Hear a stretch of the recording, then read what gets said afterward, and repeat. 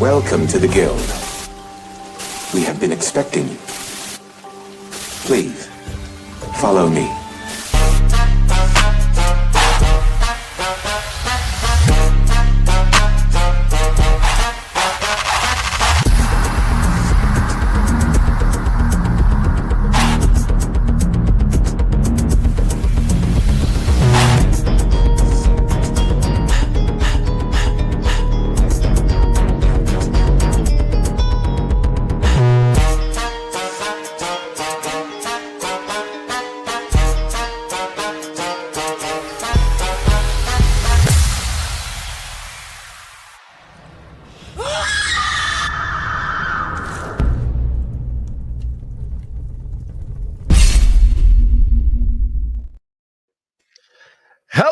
Hello, and welcome to our very latest episode of Night Quest with Doodle and CMoney. I am CMoney, and I am joined by the always lovely Doodle. What's up, everyone? Happy Tuesday, almost Wednesday.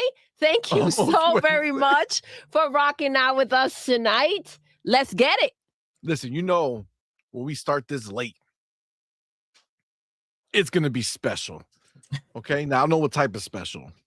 We don't know until it happens, but it's going to be special. I feel like this is the night crew. You know what I'm saying? Like, this is for the people who are really at the end of the day, and they're just like, we're going to get it in.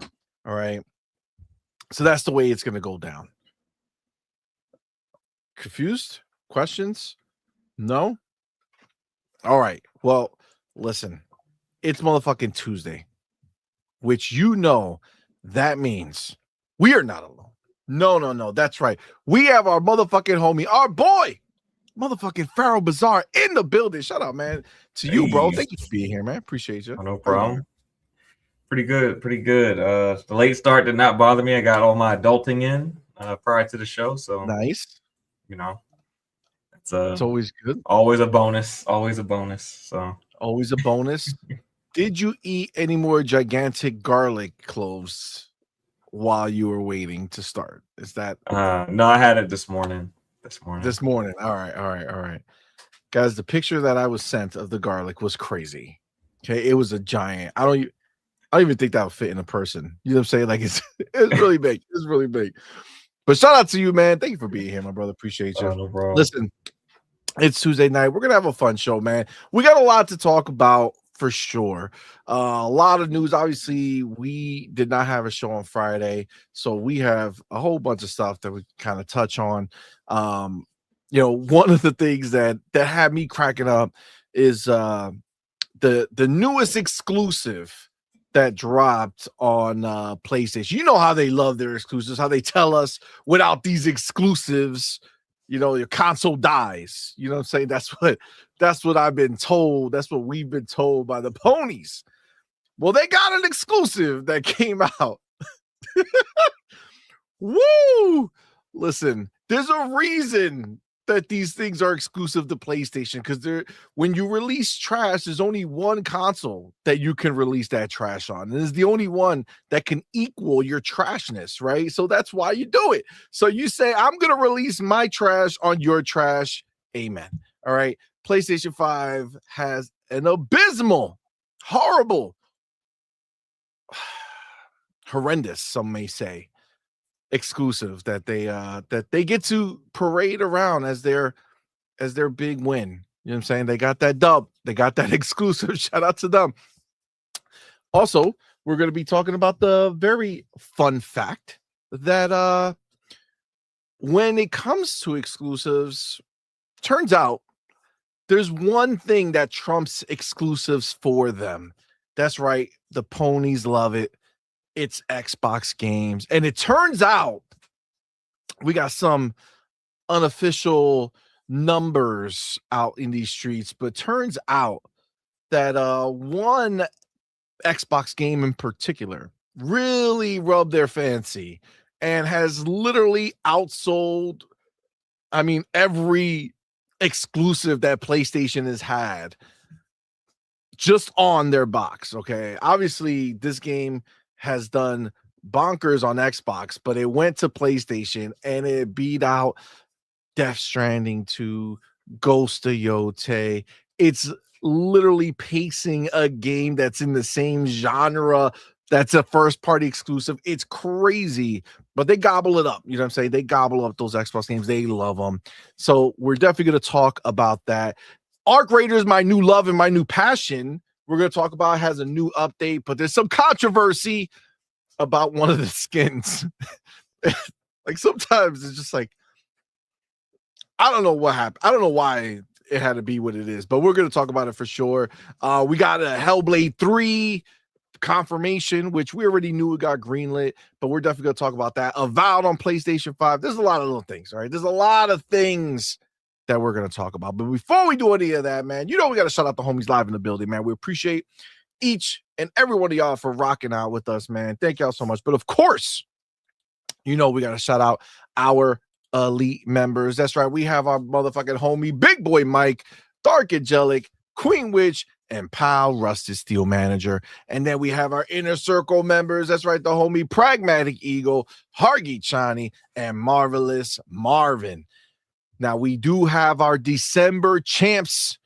That is the best spot for the month is our boy, motherfucking Malcolm Xlax. That's right. Most top threes, man. He's not fucking around.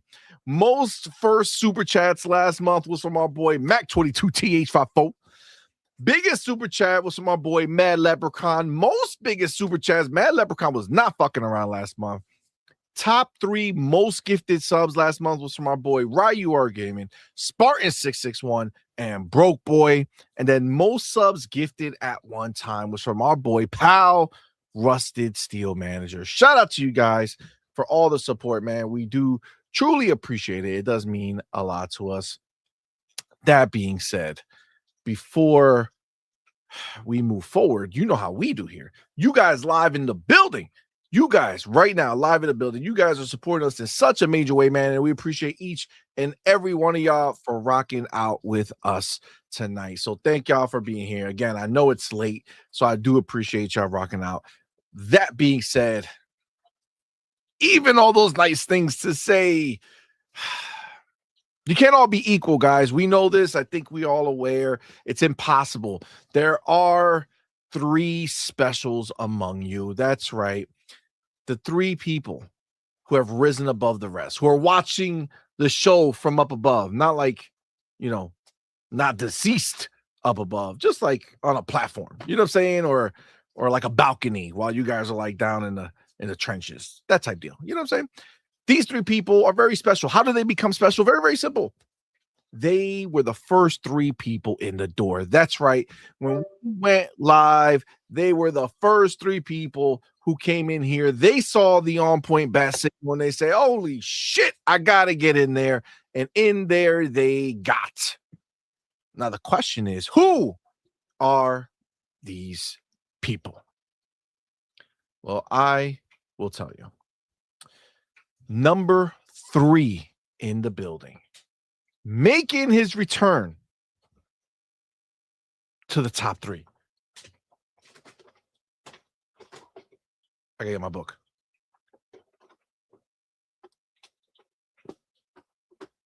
Book got. Making his return to the top 3. He is not fucking around getting in here and saying, I'm here now. Know my name. Remember my name. And I don't think anybody will forget the name of the number 3 person in the building. And that's right. That man is our boy. Motherfucking E Ranks in the building. Go ahead and pop. I don't think anything's happening. Did that not work? Interesting. Let me try this now. There you go. It didn't work, but now it does. Shout out to our boy E Ranks for being number 3 in the building, man. You're the man. Let me go ahead and write your name down right here. 3rd. E Ranks. You did it. Shout out to you, bro. Appreciate you, man. Number 2 in the building. He is not fucking around. He is not fucking around. He said, I'm already on the banner for last month. I'm going to come into this bitch stronger than ever. Shout out to our boy, number 2 in the building, Ryur Gaming. Shout out to our man. He ain't fucking around. You know what I'm saying? Gotta hit it right. Now, the real deal, Holyfield. Who is number one in the building? The best bot of the night. You know him well. It is the motherfucking homie. Our boy. Game Shark in the building. Best bot of the night. Shout out to my dude. Thank you so much, my brother, for rocking out with us. Number one, first one in. He's not fucking around. He is not fucking around. Goddamn. That's what I'm talking about. That's what I'm talking about. Shout out to our boy Game Shark. Guys, thank y'all so much. Shout out to the top three. I gotta write this down. I also gotta update it on the banner because if it ain't on the banner, it ain't happening. You know what I'm saying? Like, that's just the reality of what it is. So I'll hit a little bit of this, a little bit of that, go like that, do a little dance, sing a little song, go around town, swing it, shake it, grab it. I don't know what sequence of events that was, but believe me, it was necessary. Hold on. It's almost done. Gonna make it.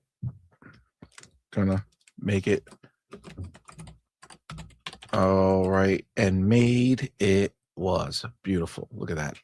All done. You're in there. You made it, guys. Thank y'all so much. But of course, man, y'all know how we do here. You guys live in the building right now. You guys supported us such a major way, man. And we have to shout out our homies who are live in the building right now. Now, I do see our motherfucking homie, Amit Kumar. Shout out to you, man. Thank you for being here, my brother. Let's get our boy Game Shark in here because he's already starting us off with some bars. All right. Let me paint the picture real quick. First message he said was, "What's Code Violet?" Good question. Nobody wants to know what that game is anymore. Okay. Nobody wants to know. It's a game from, what's the name of their Team Kill? I think that's Like Team Kill Switch. Yeah, some bullshit. Yeah. Apparently they got a lot of that error, quantum error. The other quantum error, PlayStation exclusive game. Well, they apparently exclusively shit games for them. Go ahead. What are you gonna say? People are calling them out because they're saying that the reason that they only release to PlayStation is because PlayStation has the weakest refund policy. Are you shitting me? Yeah, because the moment you download a PlayStation title, you can't get a refund. So, and they're the only ones that do that. So they're saying that's the reason that they make all their games exclusive to PlayStation. But they told us that it was too difficult to make a game for the Xbox Series S and the PC. They said they won't release it to the PC because they want to protect their artists. Yeah. That's right. They don't want they don't want anybody to do a mod to strip the horrible graphics of a character that they have on the screen. It's pretty bad. Yeah, they're full of horseshit. But that being said, Game Shark comes back and says, "Bruh, these devs don't learn. If you make your game exclusive to Sony, they'll burn you. Even the successful Helldivers said it wasn't worth it." Facts. I mean, look, their game sucks ass. I mean, let's be clear. That is the real problem, right? So it's not going to sell worth a shit, and damn sure it's getting horrible reviews. Yo, like I heard it makes Mind's Eye look like Game of the Year. Supposedly, but it's still technically rated higher than Mind's Eye, which I don't get because Mind's Eye wasn't that fucking bad. I played it, but still, either way, yeah, it's a joke. It's a joke of a fucking game. E-Rank says these PlayStation exclusives are not what they used to be, huh?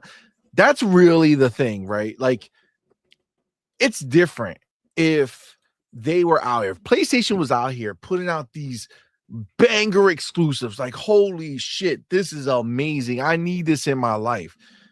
That would be one thing, right? But that ship has fucking sailed, my dude.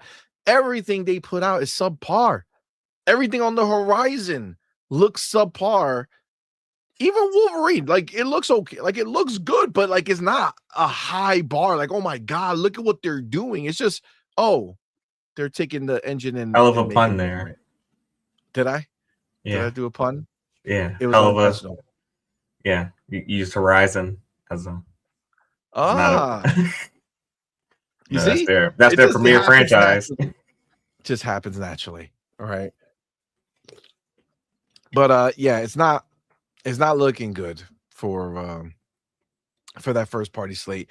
You know, it's funny because I had this pony, right, who was replying to one of my tweets because, you know, they're always crying about some shit. It's just the way they are, right? And I was having fun because it's funny to me how, you know, all this slander they give Xbox, yet they're just anytime Xbox puts a game out. You know what I'm saying? Like as soon as Yeah. Xbox puts the game out, they're like, give it to me, daddy, right? Like that's how they work, right? After all the bullshit.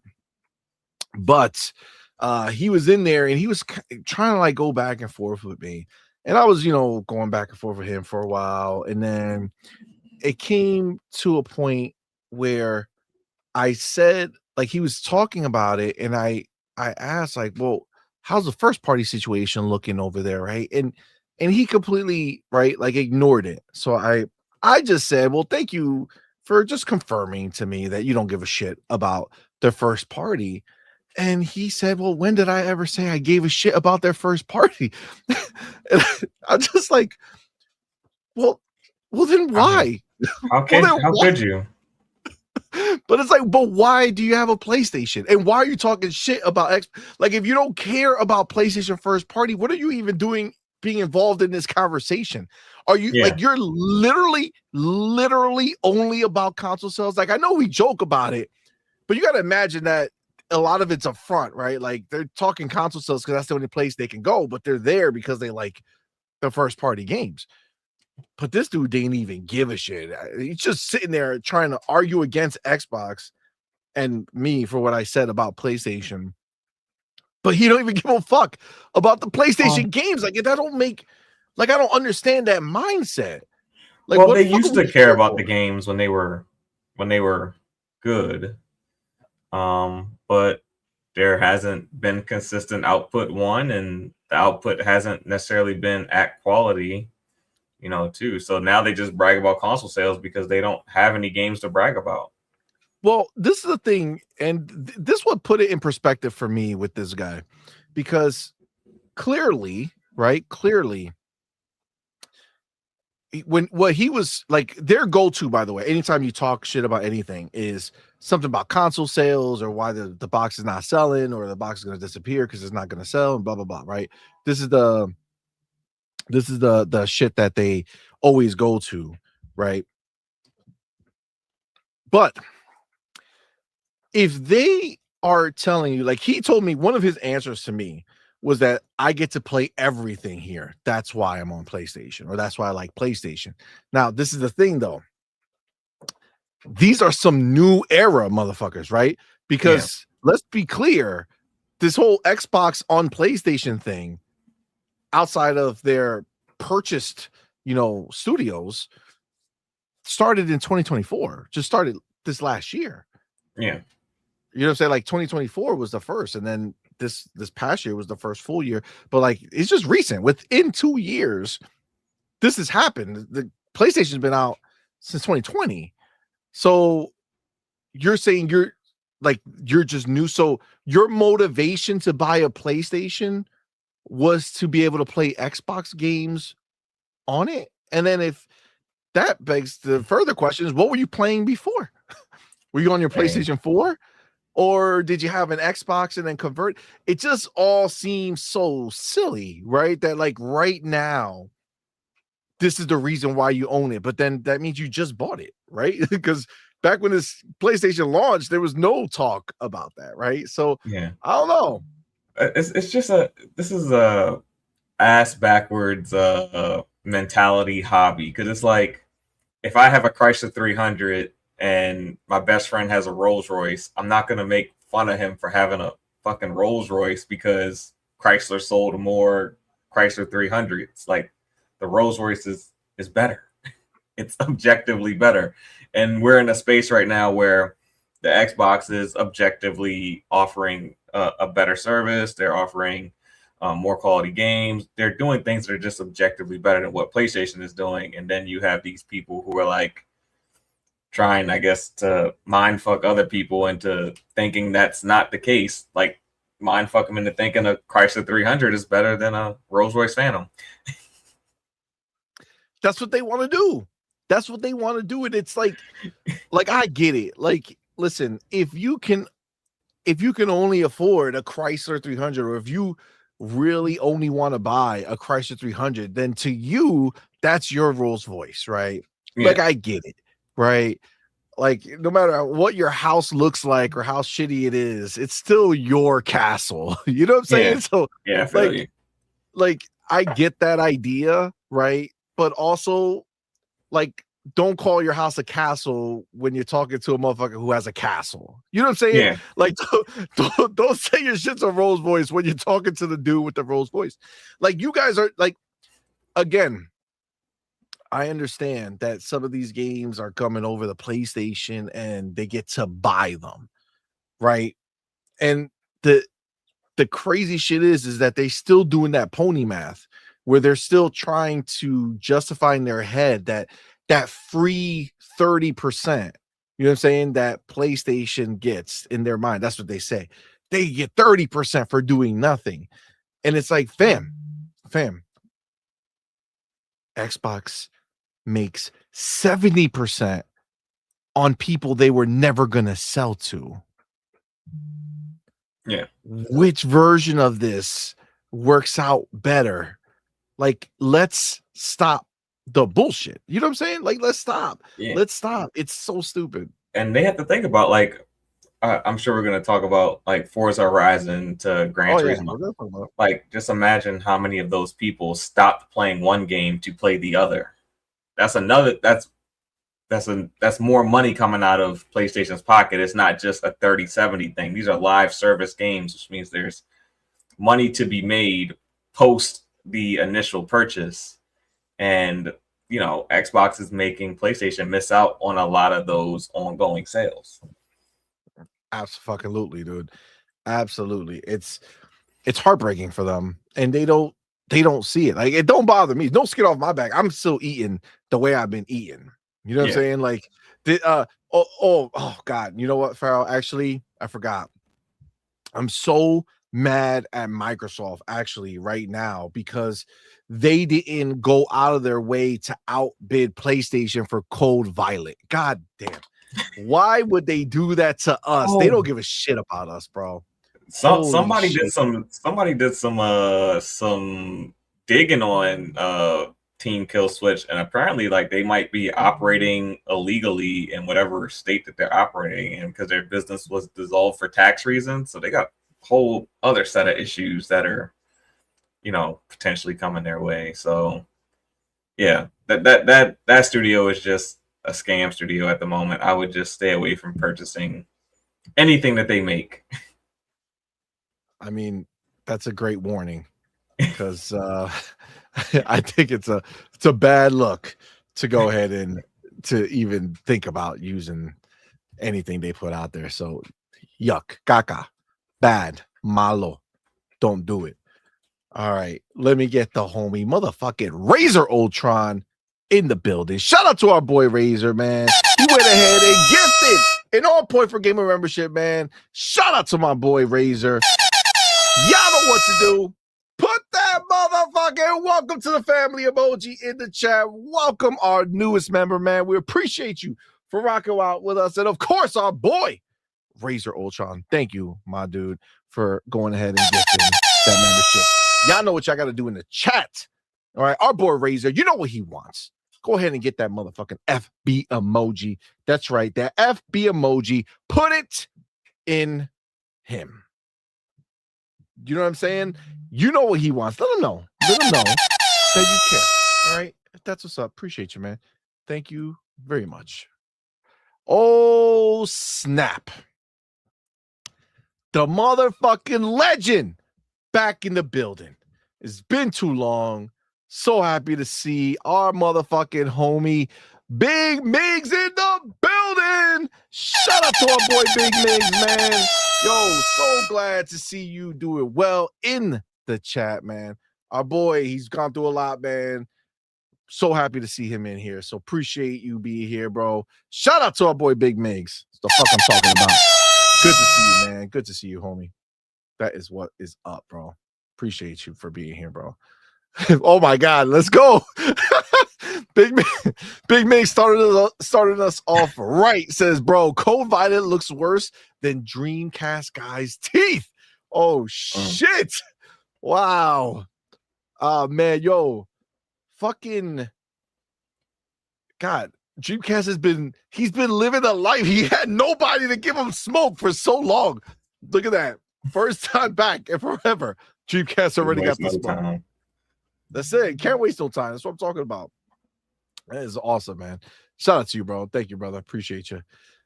Of course, we have our boy motherfucking Pragmatic Eagle in the goddamn building. Member for 11 motherfucking months. Almost a year, bro. Shout out to you, Pragmatic. Appreciate you, my dude. Says not to pile on. Well, please do, sir. Says, but how PlayStation looks now is how it has looked for 3 gens. Take away third-party exclusivity, and you see that Sony is and has been mediocre as fuck. IJS. Facts is facts. IJS. IJS. God damn it, Farrell. What does IJS stand for? I'm just saying. I'm just saying. There you go. See, I knew it. I knew it, but it wasn't, you know what I'm saying? It wasn't projecting the way I wanted it to come out. All right. So I'm just saying facts is facts. Listen, I definitely can see that, right? Like, let's be clear. Xbox, there's a reason why it's my preferred platform, right? They just make shit that I like, right? Like, I just prefer what they put out. I have the entire time, even when they made things that maybe were not as popular or whatever it is, I just tend to vibe with their shit. It's just what I've done. PlayStation, on the other hand, always filled a very small niche for me. And you're right. If you take away the third-party exclusivity, the amount of franchises and games that matter are minuscule. Yeah. I love The Last of Us, but that's 2 games. Hey. Uncharted, love those, but that's how many generations? You know what I'm saying? Like, there's not a ton of games that I'm like, oh my God, this place. Like, I'm not a God of War person, right? I enjoyed, 2018, fine, but I'm not like a fan. I'm not somebody who's like, oh my God, how I love this thing. I don't even know. I'm not a Gran Turismo person. I'm definitely not a Horizon person. The fuck else do they make? I don't even know what they make. Like, I feel like I can't even. I have no idea. Hiroki said they don't have nothing. He did. Hiroki don't lie. Okay, Hiroki don't fuck. When he comes out to talk, he's only talking real shit. He ain't out here putting on no song and dance. That motherfucker don't even smile. That's how you know that motherfucker does not smile. Hiroki come out and he just looked dead at the camera like, man, shit ain't right. We're trying to fix it. Next gen? What are you talking about next gen? I don't even fucking know what we're gonna do with next gen. Don't question me on that. People like, you do have IP. You have Parappa the Rapper. You have Infamous.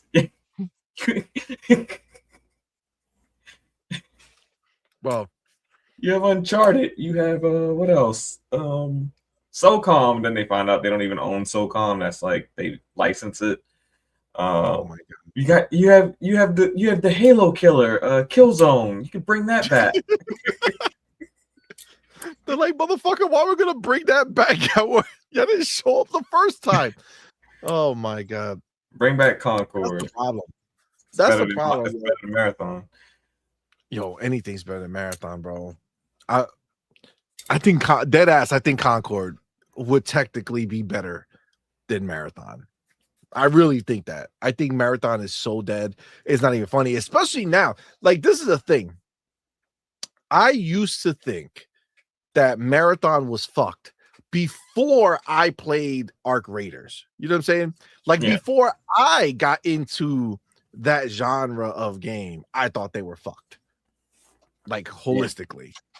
But now that I've played Arc Raiders and that I consistently played and I'm super into it, I know for sure it's fucked because there's nothing about what I've seen that would ever make me say, yo, put Arc Raiders down so that I can go play that shitty marathon. I'm sorry. I don't care. You give that shit 10s. I don't care. You ain't gonna see me in that fucking game. Yeah, and I don't think Concord was bad per se. They just had all these wonky characters that nobody cared about. And nobody wanted to be them. Yeah. So it's like, I think that's what killed it faster than anything else. And the fact that it was $40.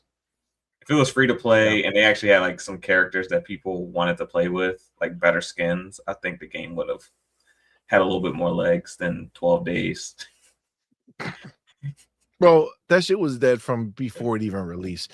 Yeah. And Marathon seems to be literally kind of going in the same direction, but Arc is not. And we're definitely going to talk about Arc because goddamn, I love it. But there is a little controversy that even I was like, for real?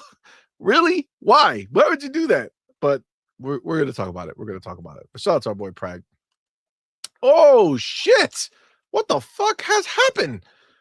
Our boy, Pragmatic Eagle, has just dropped 20 plus 10 all point for game memberships. My dude just dropped 30 all point for game memberships, man. Shout out to my motherfucking homie, Pragmatic Eagle, man.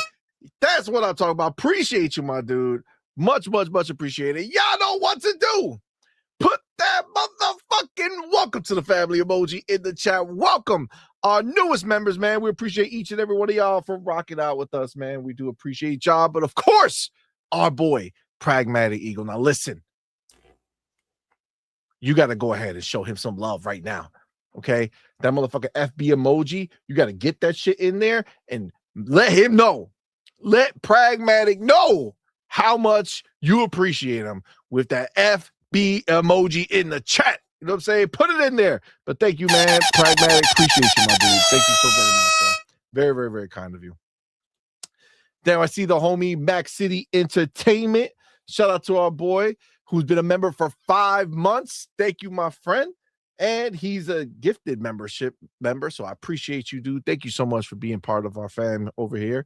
But he fucking went ahead and said, fuck this. I'm getting down to the ground with the homies because he went ahead and gifted 5 on point for gamer memberships, man. Shout out to our boy Max City.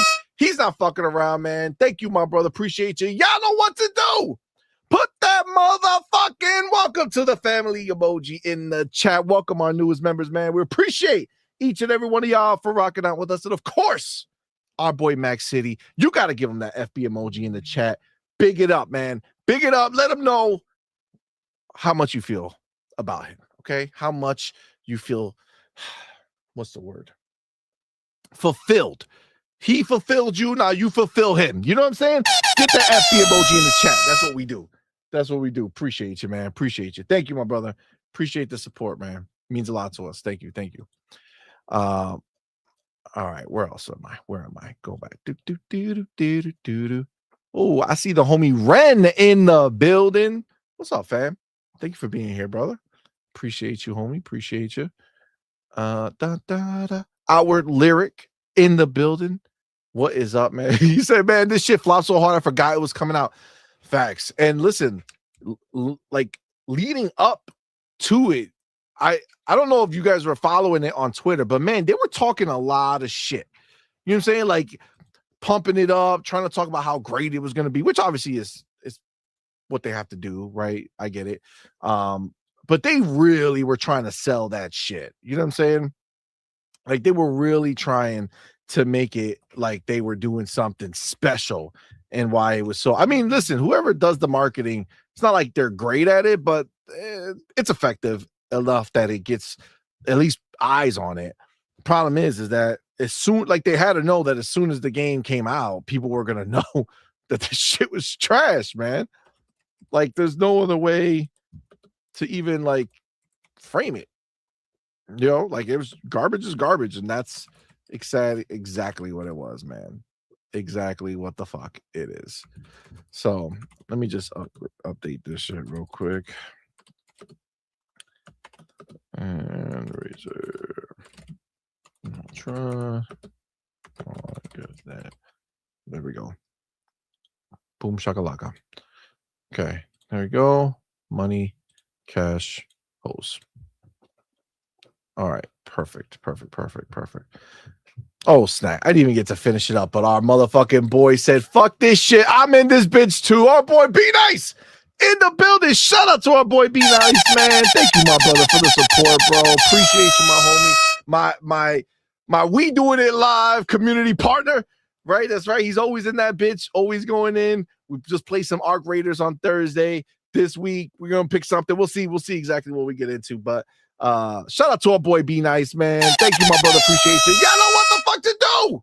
Put that motherfucking welcome to the family emoji in the chat. Welcome our newest members, man. Appreciate each and every one of y'all for being here and rocking out with us, man. So thank y'all so much. And of course, Be Nice. He knows what he's doing. Hit the button. FB emojis in the chat. Let our boy Be Nice know what's up, man. Just saying. Give him that FB blast. You know what I'm saying? Give him that FB blast. Appreciate it, man. Shout out to our boy.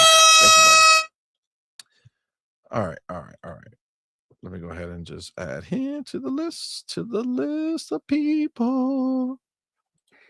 Okay. Be Nice. All right. Let's see. Oops. Who else we have up in this bitch?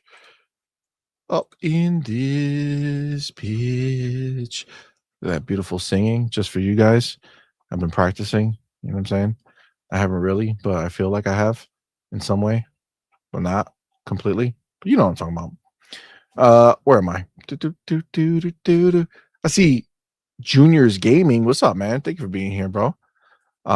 He asked if you're hyped for Marvel Token. I mean, I'm not like a fighter fan. You know what I'm saying? Like that. Are you, Farrell? I mean, it looked cool. That's that PlayStation Marvel game that they actually made. Like that was a legit, them going to them to make it. Yeah, I think the game looks legit. I'm not much of a fighter to the point where I'll end up buying it at some point, but I'll play it sparingly. Like, and when I'm in the mood for it. Like I bought Street Fighter 6, but I didn't buy Tekken. And I'm sure I'll buy Tekken at some point, but it's like those are games that, you just get away, have a little bit of fun with, but it's not like my diehard go-to. Like I bought Sparkling Zero too. And they're games that like I kind of dabble in, but don't, fully play. If they got a good story mode, then yeah, I'll play through the story mode of each of the characters I like, and then I'll probably be done with the game for the most part. Yeah, I mean, look, it's definitely something that I think will find an audience. I mean, it's Marvel, and if they do a good job, but it's also going to be very like, I don't know what studio is making this. Is it a studio that's made a bunch of fighting games? I don't really remember. I'm not sure of the studio, but yeah, I think they went to a fighting game studio with the concept and got the licenses and said, "Hey, do you think?" Gotcha. All right, well, I think is it the same studio that made Guilty Gear? It might be that same studio. Maybe. High Noon. That's a good question. Yeah, I'm not big on it, so I don't keep up on it, but it looks promising. We'll see how it does. Shit like that, like even if it came back perfect 10s and they say it's like the best fighting game in the world, like I'm not it. Like if it was coming to Game Pass, I'll fuck with it, but I'm not gonna buy no fighting games, man. I already passed. I used to do them. Maybe the only one that would be able to get me is a DC, the DC, was it that Batman Injustice, the superhero one? Injustice. That one I really liked. That one might get me, but snap, we have our boy Pal, and he put Pal Xbox for life. Oh yeah, Arc. Yeah, that's really Arc good. System. Yeah, they make the Guilty Gear games. That should be a banger for the people who like that shit. That should be a banger for sure. Yeah, they do make Guilty Gear. Yeah. So Pal, Rusted Steel Manager, has become Pal Xbox for life. Shout out to our boy Pal. Thank you, my brother. Appreciate you, homie. I see Space Shot in the building. What's up, bro? Appreciate you, man. Thank you for rocking out. Go Pole in the building. Thank you for being here, man. Toolman 55, what's up, player? Thank you for rocking out, bro. Shout out to you for being in the building here. Let me see. Amit Kumar. Did I say Amit Kumar? I feel like I did, but if I didn't, shout out to our boy Amit. All right, let me see. Oh shit, I like this. I like this. My boy Space Shot, he's not fucking around. He knows what it is.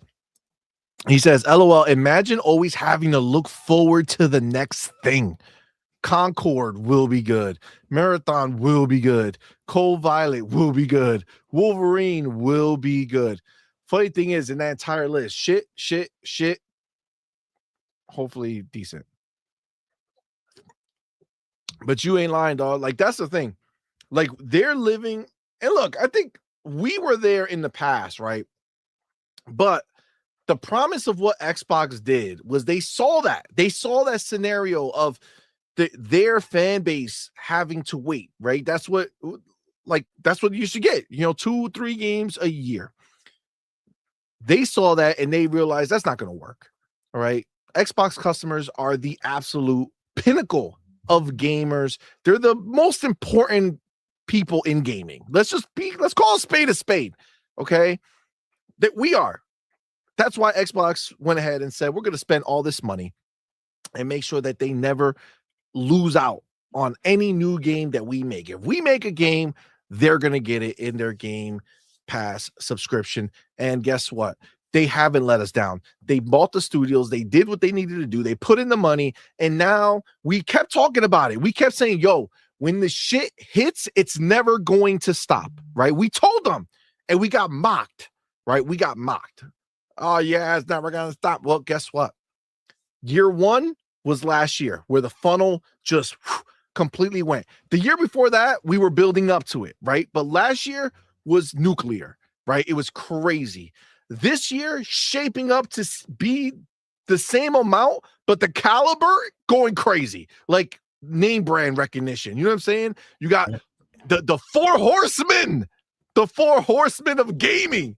Halo, Gears, Forza, Fable, all launching this year. This year's going to be bananas. And they don't know what to do with themselves. You know what I'm saying? Like, they don't know what to do with themselves. They're all over the place. And their life, like you said, man, it's okay when we're all in that same place. You know what I'm saying? Like, it's like when you're growing up, right? When you're growing up and everybody's in the hood. You know what I'm saying? Like, growing up, we all in the hood. It is what it is. We got to live with this life. There's nothing we can do about it right now, right? But then you grow up, and some people get out the hood, and some people stay in the hood, right? So there's a difference because, those people that stood in the hood, they have a different thought on what should be happening, on what's good and what is, exciting in life. And then the other people choose better. Right? Have better. Expect better. Xbox got out the hood. You know what I'm saying? Xbox got out the hood and moved it up. You know what I'm talking about? Yeah. So, yeah, you're absolutely right. We don't have to wait anymore. Okay? It was cute back then when we were all struggling to get that 2-game joint, 2-3 games a year, and that's it.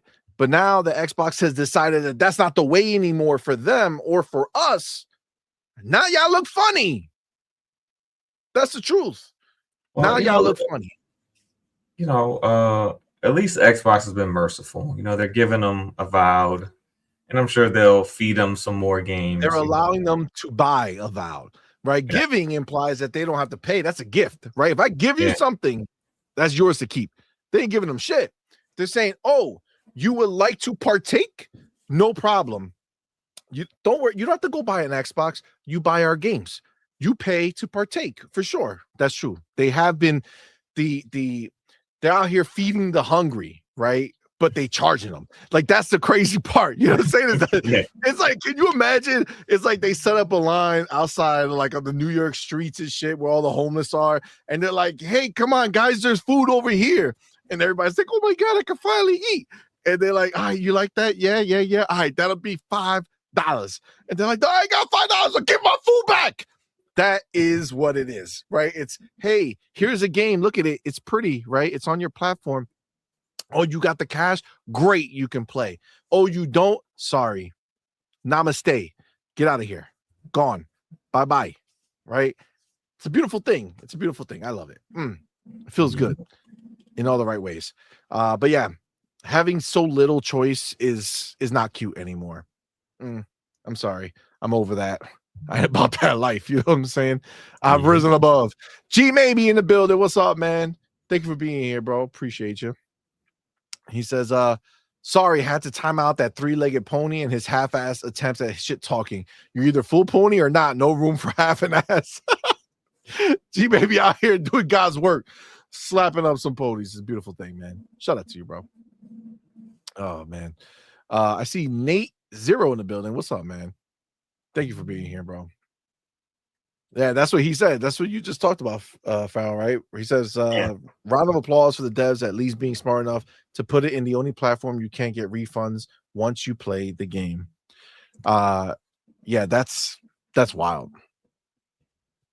They know what they're doing. Yeah, they do. They do. It's clown work, but it be what it be. I see Sir Riffs a lot in the building. What's up, man? Thank you for rocking out with us. Appreciate you, homie. All right. Listen, I think it's time. You know what I'm saying? I think it's time we get the party started. I see Fillmore Pockets in the building. What's up, man? Thank you for being here. Grim Jr. in the building. What's up, man? Appreciate you for rocking out with us. Jinzo in the building. What's up, homie? Thank you for rocking out. James Thomas in the building. What's going on, player? Snap. Okay. Yeah, no, I saw the word Arc Raider. I got all intrigued. Be Nice says Arc Raiders has an open ceiling. They could do so much with Arc Raiders. They keep updating and keep it moving. Hell yeah. And they could just keep making new areas, bro. Oh my God. I love it. So good, bro. It's so good. All right. Let's go ahead. Oh, I see Phoenix Tree Star in the building. What's up, fam? Thank you for rocking out, bro. That's what's up, fam. Appreciate you, homie. Okay. Jonas the Dad in the building. What's up, player? Atogi. What's going on, fam? Simple Jack in the building. What's up, bro? Oh, he dropped some bars on Arc Systems. He says Arc Systems is making token. It looks fire, but they got a lot of work to do from the beta. The tax system just doesn't feel right. Invisible Versus had a better beta. Oh, they already had a beta for this shit? Yeah, they had a closed beta just recently. Yeah. I had no fucking clue. Well, you know, it's well. hopefully it doesn't sit your bed. Oh my God, yo, Thatch, Jesus, are you guys not super duper excited for Fair Games, bro? I think they silently canceled that game and just are pretending that it doesn't even exist. Like, they haven't mentioned it at all, like in any way, shape, or form. I mean, not even a little, dog. They did show a trailer for it. So I guess at some point.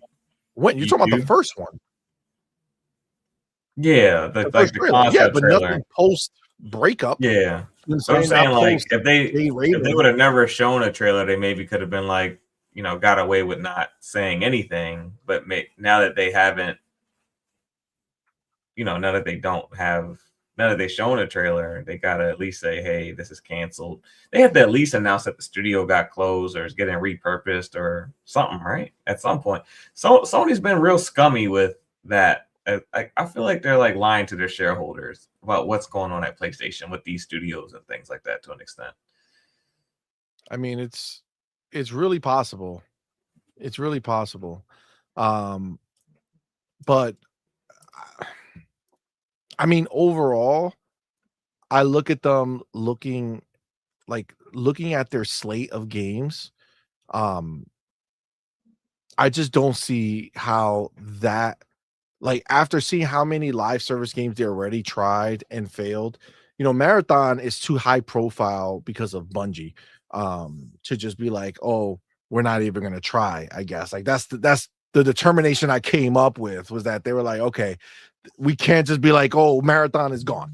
They have to give it the benefit of the doubt that there's enough Destiny or Bungie fanboys that are going to go ahead and still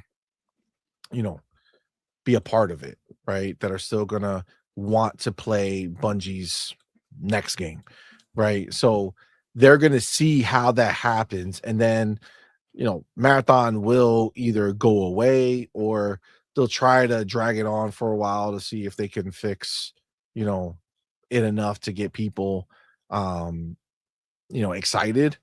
But frankly, I really don't. There's like no, aside from that who just said this shit. Come on, man. There's literally no one out there looking for those people or that game. You know what I'm saying? Like it's just not there. I mean, Not there, if they announced we're having a special state of play tomorrow for Bear games, their numbers would. No one's showing up for that. Like, no. What's that one supposed to be? That's not an extraction shooter. That's like it's supposed to be a heist game. Like they're going after all these niche genre live service titles, and they don't have any interesting concepts. They're just kind of stealing other people's concepts, but it takes you 5-6 years to steal it, and by then the next thing that's hot is out, and you're not ready for it. So I don't know what they're doing, but God bless them. That ass, like it's a crazy situation, but at the end of the day,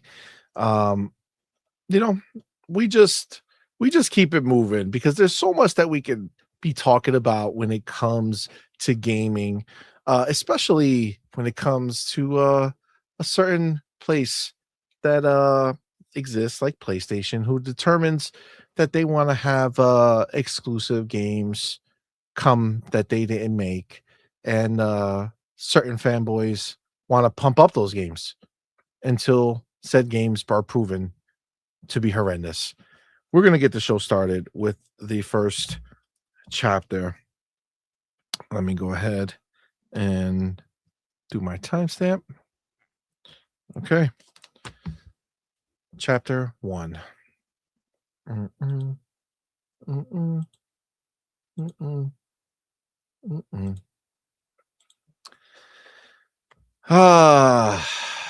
Here it is. Oh wait, let me do this. Okay,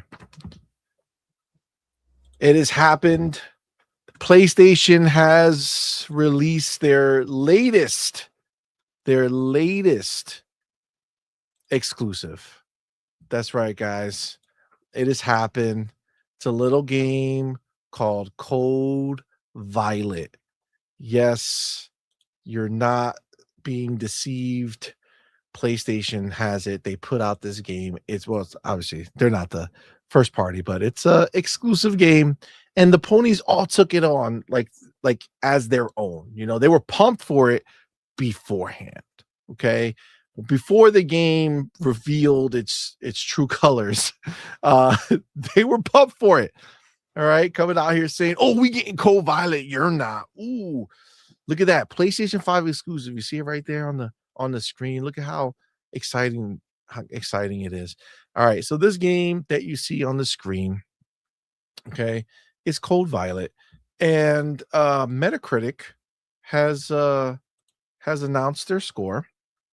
And right now it's sitting at a 32, a 3-2, 32. Now check this out. Okay.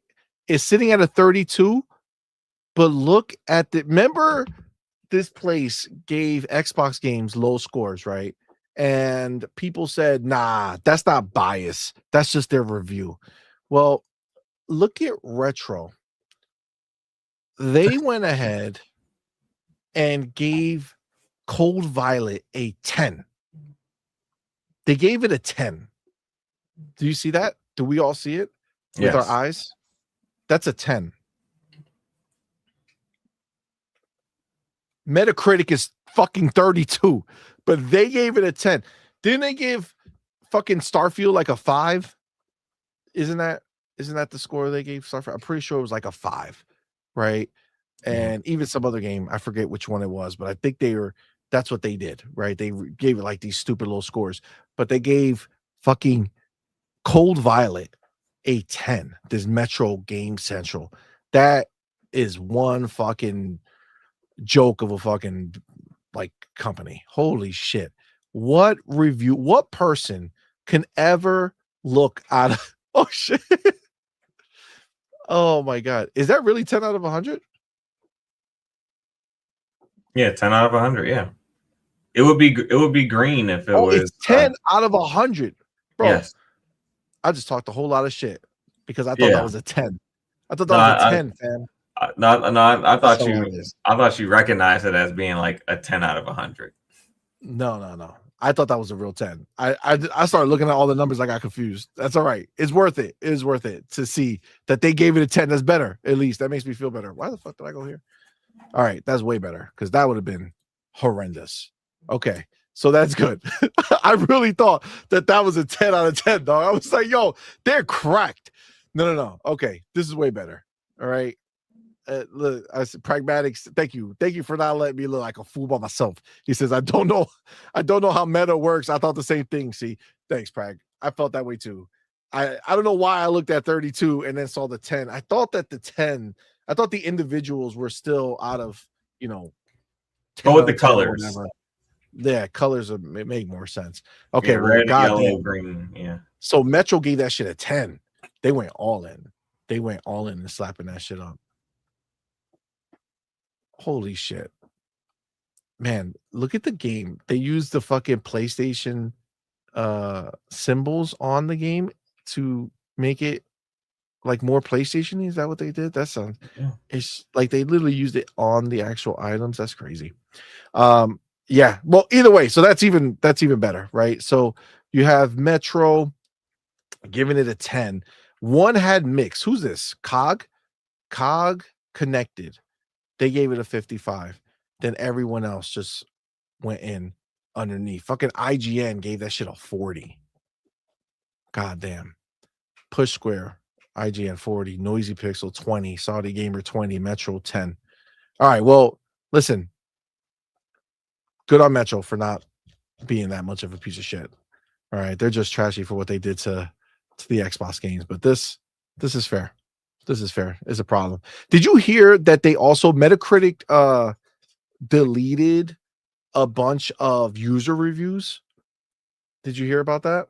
No, I didn't hear about them deleting the user reviews. I mean, I think that's like they're trying to crack down on people who are reviewing it without like purchasing or playing the game or something. Well, they were doing like the opposite of review bombing. It was like review glazing. Like there was a bunch of 10 out of 10s and they just deleted them all because like who the fuck's giving this game a 10 out of 10? 10 out of 100? Yes. 10 out of 10? No. Right. But yeah, man.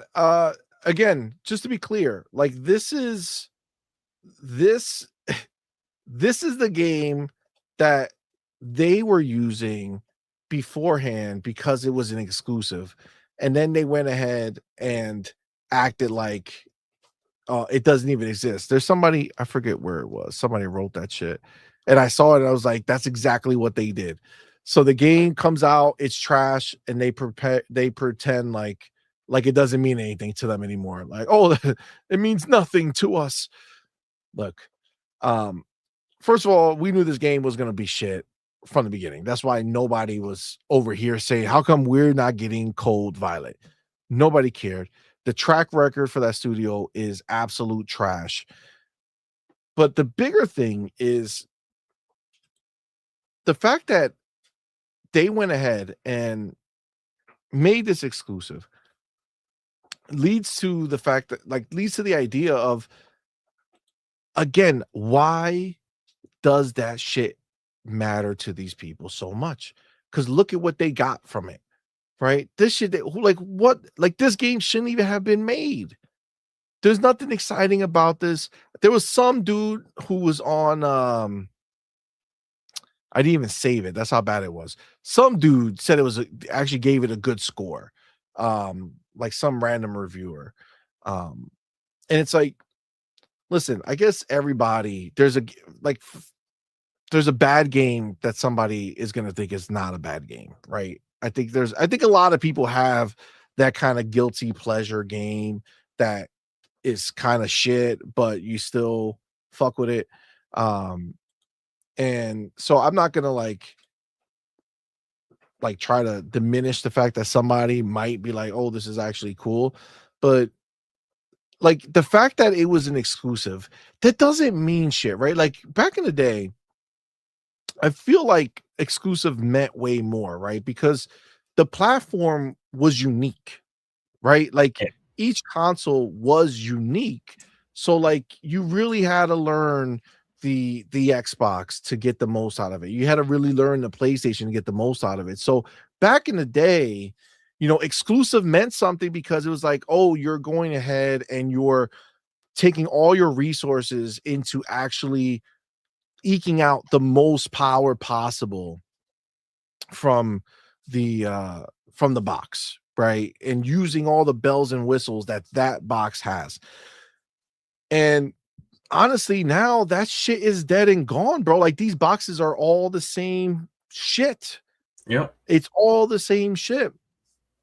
And the things that may be unique about them in the system are not actually utilized at all anymore because using one makes it difficult to use the other shit.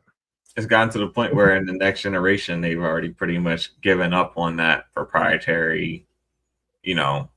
They 100% feature. gave up on it. Yeah. It's we see the future. They've told us the future. Let alone we see. I mean, we saw it, but they told us the future. They told us that they are done with proprietary. They're done creating technology that people are not using, that developers are not using. So for the people who are making the hardware, it's like, yo, we're making all this shit for what? Nobody wants to use it, right? So the best thing to do for things to actually move forward, you need to go ahead and have a platform that developers are going to want to use and use all of it.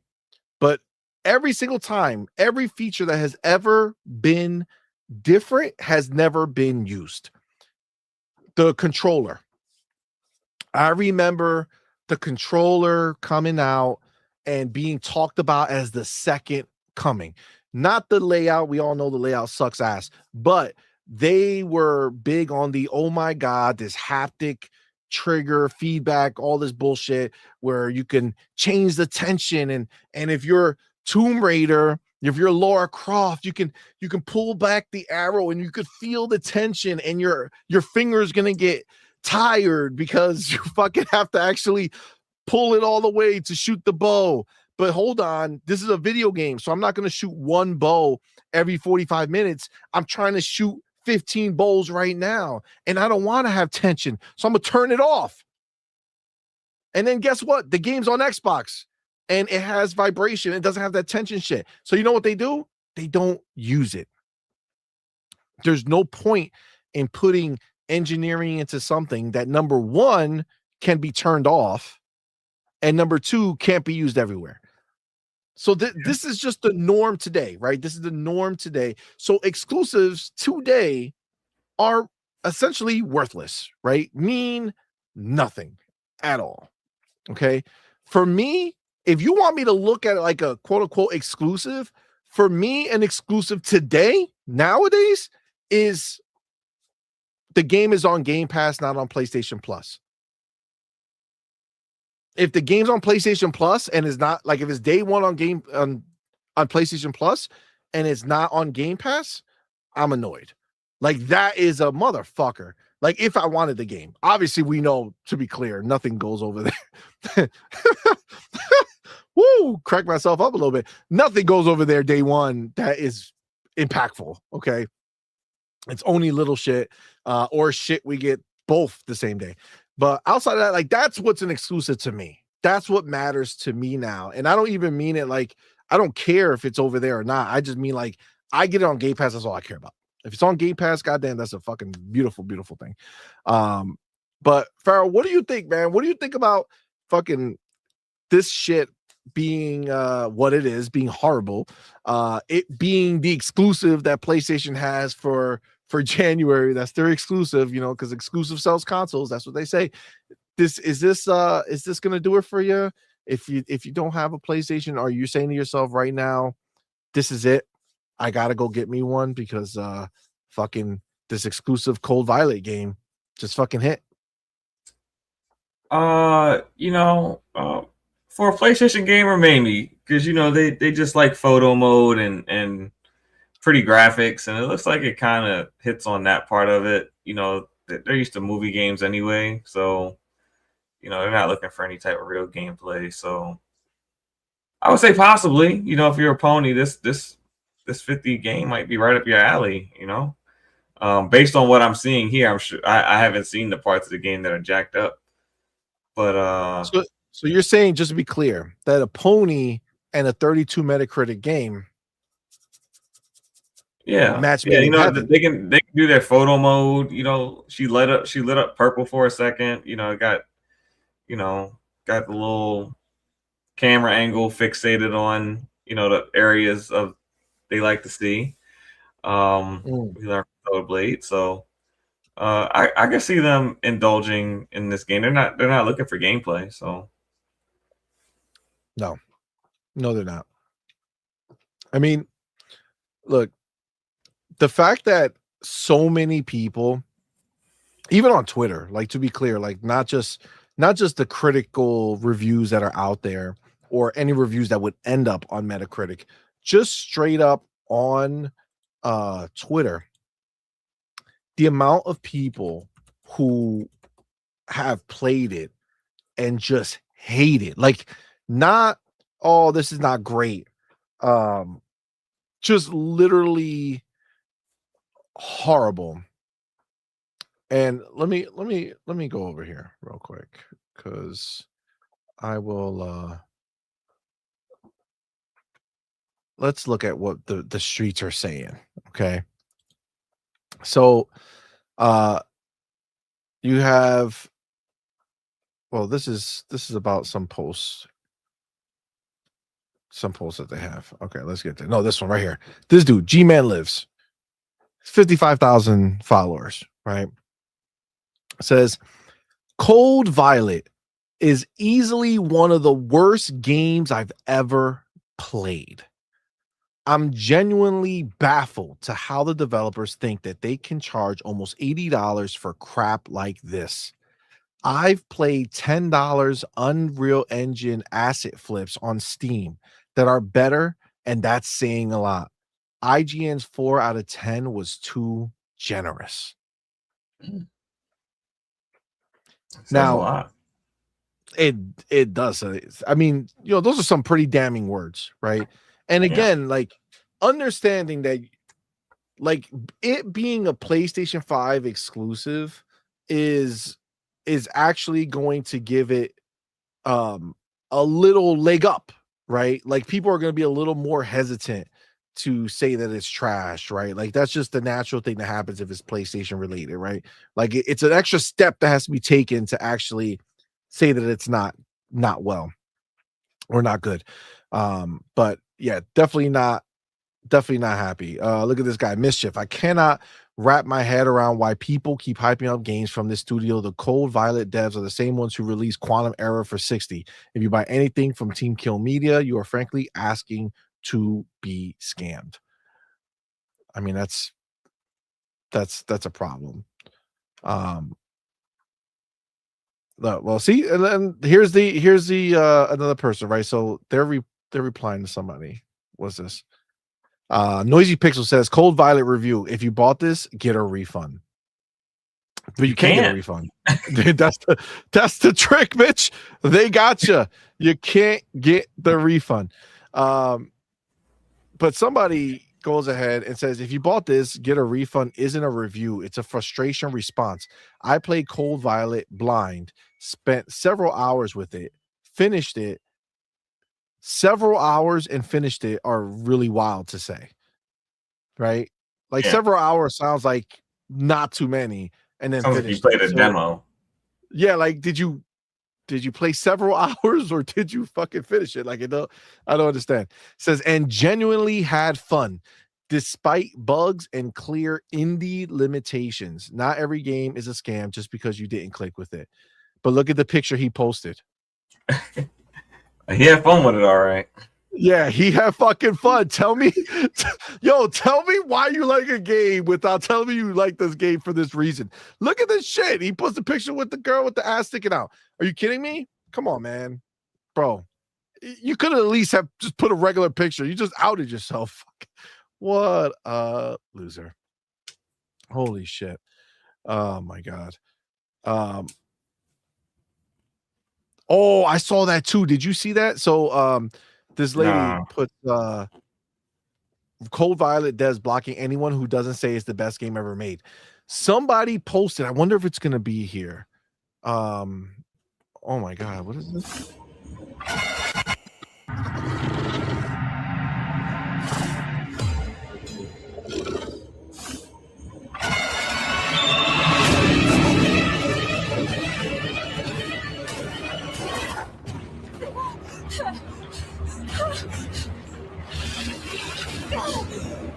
She went through the rock. Did she just clip through the rock? Yeah. That's crazy. That's crazy. Oh my God. Finished Cold Violet last night. It truly so bad is it's bad kind of game, which is utterly embarrassing for a PS5 exclusive. That's that G-Man lives. But I wonder if they have it. Some dude, they did a strike on him. Did you see that? No, I didn't. It was like a what type of strike? Like a YouTube strike. You know what I'm saying? Like against copyright strike.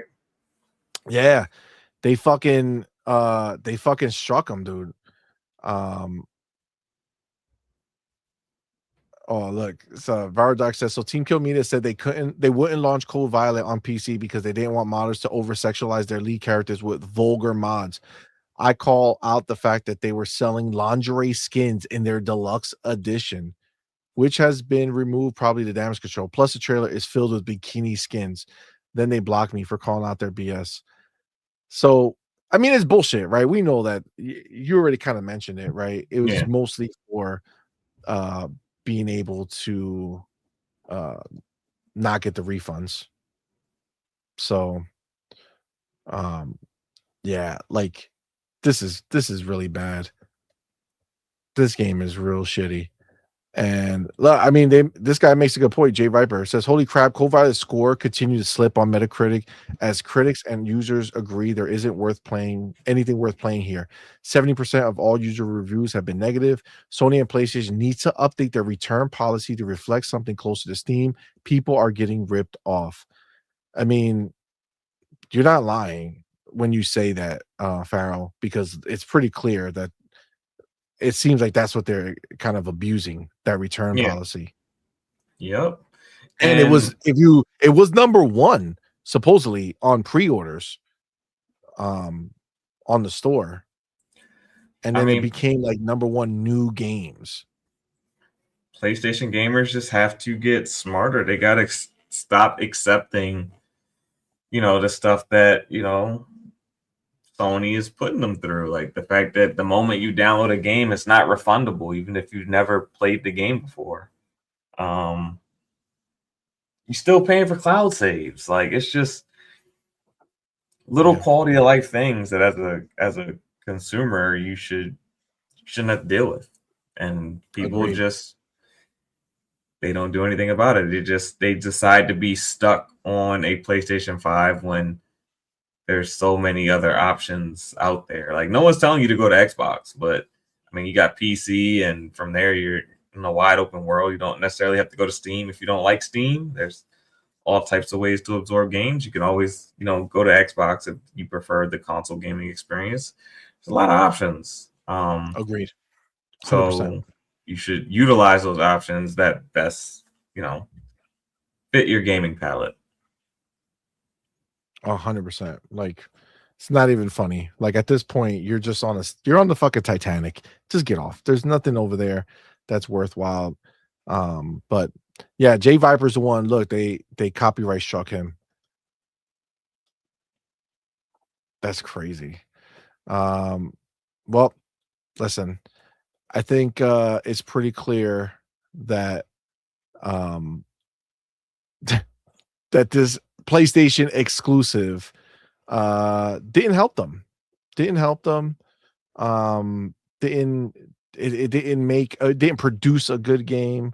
It didn't produce a better game because it was exclusive. It was just a waste. In all reality, it was just a waste of a fucking game being released. It's garbage. All right, garbage in the finest form. All right, anything else on this before we move on to the next topic?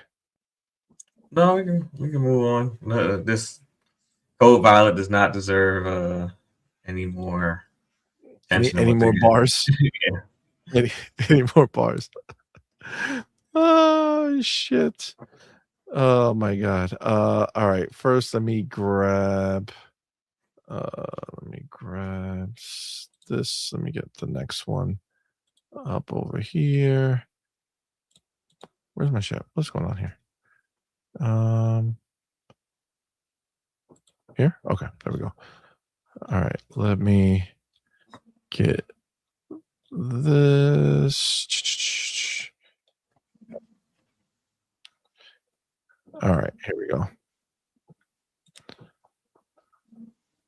All right, so have that there. Let me go here. Okay, beautiful. It's all ready. All right. Before we take the chapter, let me go ahead and get my motherfucking boy, Marvelous motherfucking Marvin, in the building. Shout out to my boy, Marvelous Marvin. Went ahead and gifted 10 on Point for Gamer memberships, man. Shout out to our boy, Marvelous Marvin, man. Thank you, my brother. Appreciate you, my dude. Very, very much so. Y'all know what to do. Put that motherfucking welcome to the family emoji in the chat. Welcome our newest members, man. We appreciate each and every one of y'all for rocking out with us. Thank you so much. And of course, our boy Marvelous, man. Thank you, my brother. Appreciate that support. Shout out to our boy. Y'all know what you need to do. Go into the chat. Throw those FBs in the air, baby. Throw those FBs in the air. Let Marvelous Marvin know what you feel about him, man. Thank you so much, bro. Appreciate that support, dude. All right, let me update this. Go over here. Nope. This one here. Marvelous Marvin 10 gifted. All right. Right. Okay, beautiful. Done. Go here. Bam. Done. Beautiful. All right, there we go. Shout out to the homie, Marvelous Marvin, who went ahead and followed up with a $2 super chat. Appreciate you, man. First super chat of the night, actually. Thank you, my brother. Appreciate you. It says, excellent live streams and videos.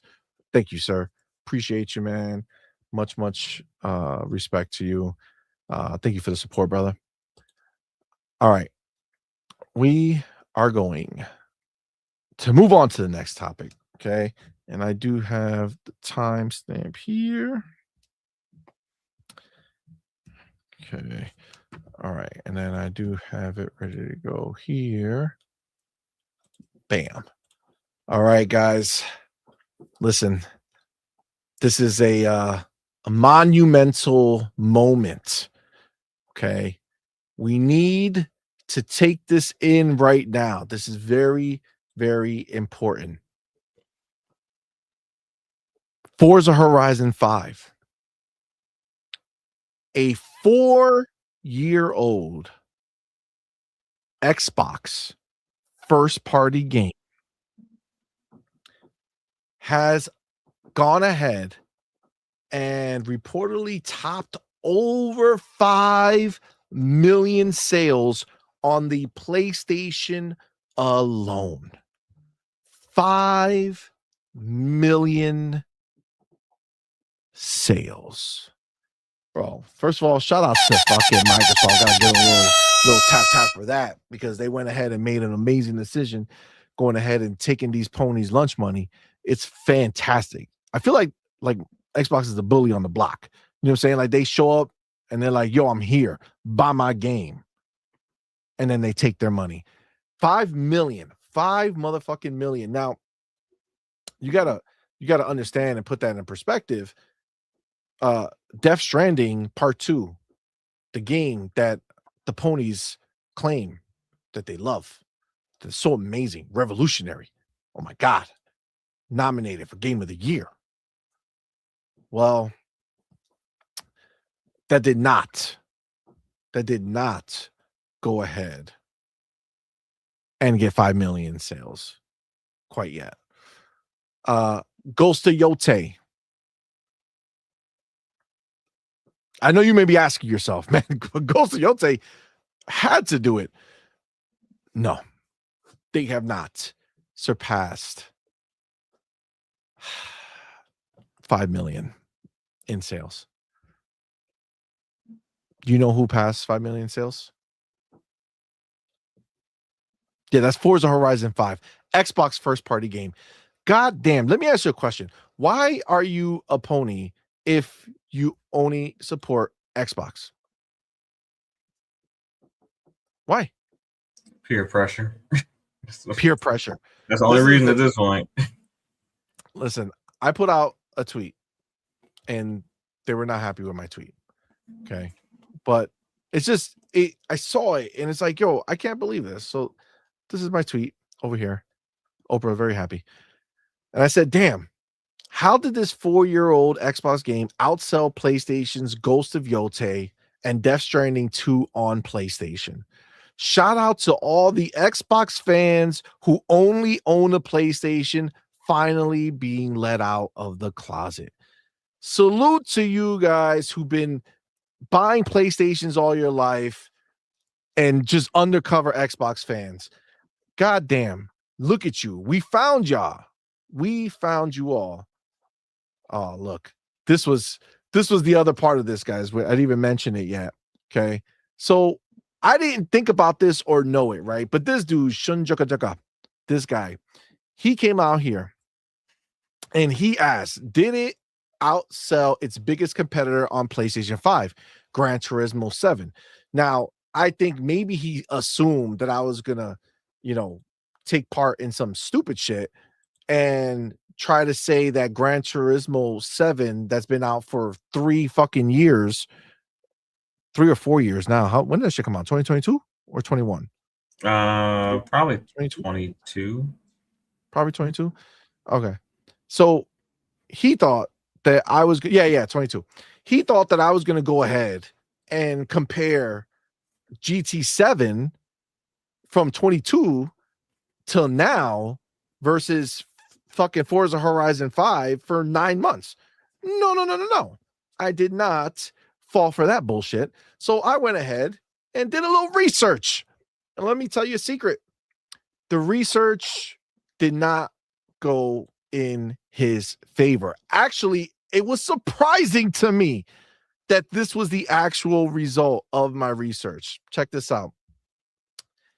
It says estimates suggest that 4 to 6 million total units, PlayStation 4 plus PlayStation 5, and don't get it twisted, guys, because they'll tell you in December of 2022, there wasn't that many PlayStation 5s. Yes, but the game dropped on PlayStation 4, and there was 100 million plus on PlayStation 4. So let's not get crazy, okay? So in the first 9 months, which is like for like, Forza Horizon has been out for 9 months.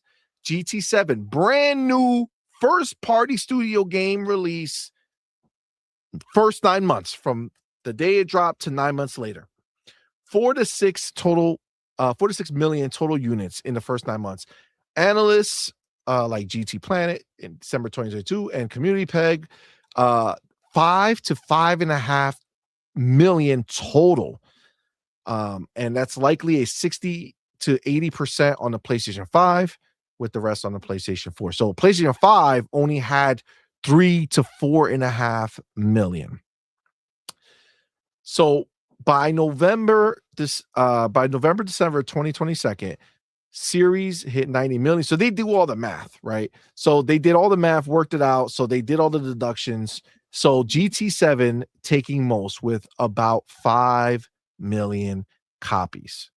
So let's be clear. I need to go ahead and reconfigure the conversation. Forza Horizon 5 sold better than Gran Turismo 7 on the PlayStation 5. Same time frame. First 9 months sold better. Just to be clear, okay? It sold better. But adding the other 100+ million of the PlayStation 4, you're at about 5.5 million. Roughly the same as Forza Horizon. How do you let that happen? How do you let that happen? Now, to be clear, okay, the ponies will go ahead and tell you that it's actually 14. This is how stupid they are, okay?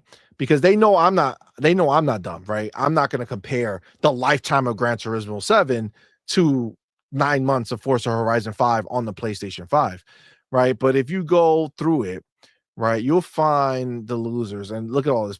People talk so much shit. Look at this fucking crap gamer dude. This dude, now he, you kind of know how some of these people move, right? Like some of these bigger ponies who they play stupid for a while. Like they act like they don't see your stuff or whatever. Not that I'm looking for him at all, but I never seen this fucking guy in my replies. Now all of a sudden this dude is all over my shit.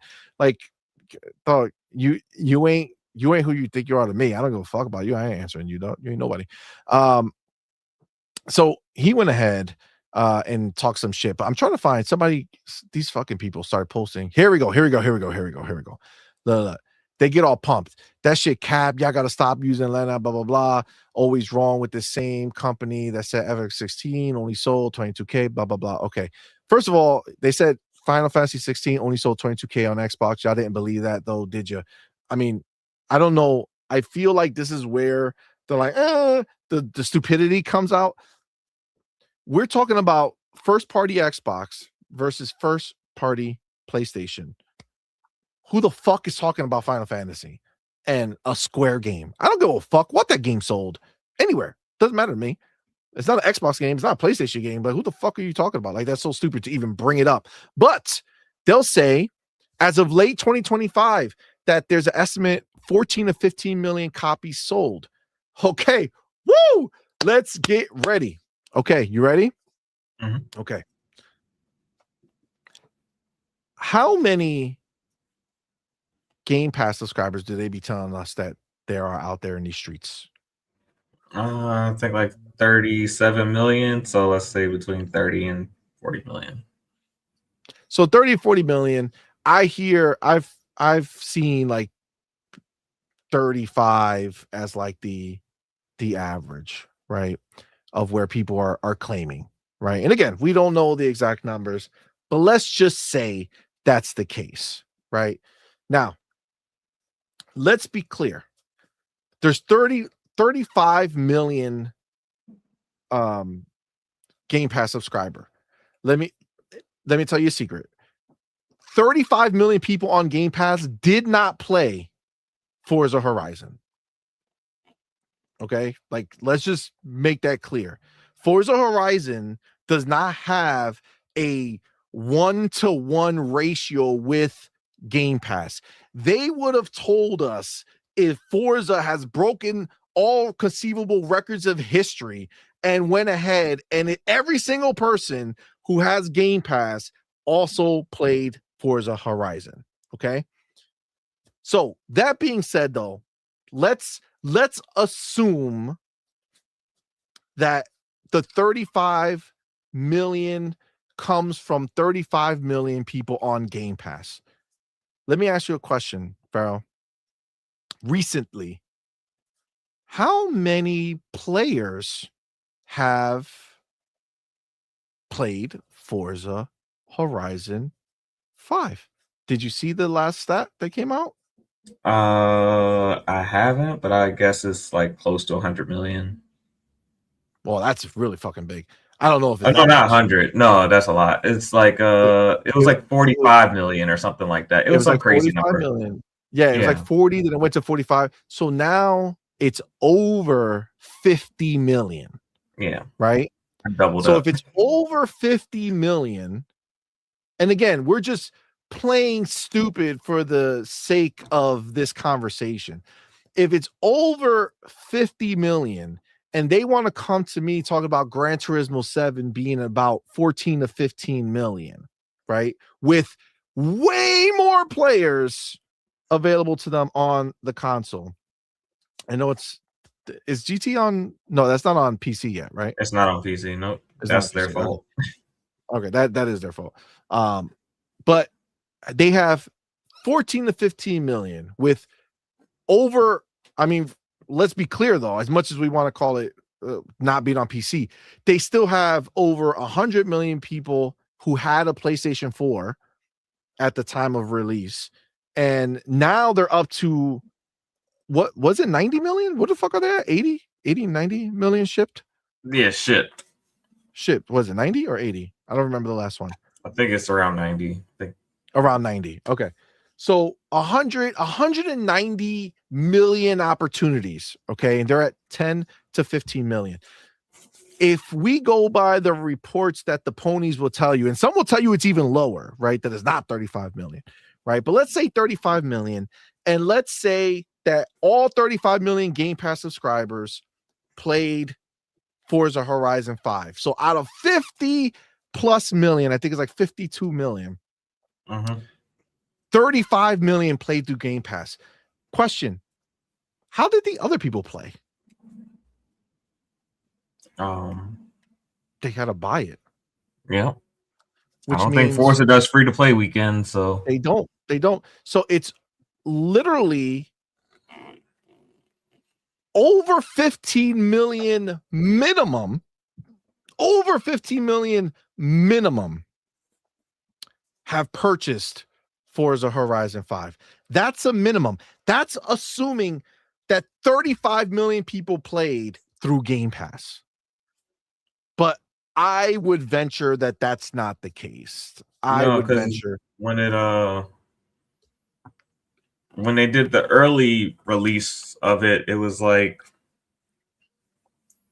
5 million people had already played the game before the game ever was playable inside of Game Pass. You had to buy the premium edition, at least the premium edition pack, to play the game early.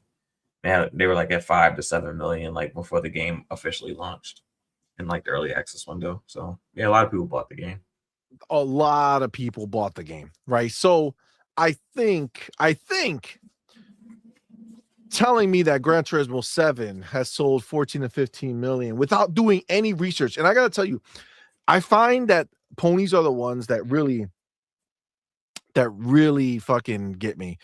They'll come into your comments and they'll say some heinous dumb shit and have no factual information. Like, you know how many people like have gone ahead and talk shit about me in a comment when I talk about a game and say, "Oh, you didn't even play that game," or "I wonder how many hours you have." And it's like a game that I reviewed. You know what I'm saying? Like a game that I have a fucking full review on my channel. And like, you could, like, you know, where the fuck do you know me from? You know me from YouTube. Don't fucking, but you know me on Twitter, but because I'm the YouTube fucking guy who talks shit, right? That's how you know. So then go on the fucking YouTube. Go check my reviews before you talk shit. Like, why would you literally go ahead and I wonder how much you played? Bitch, it's there.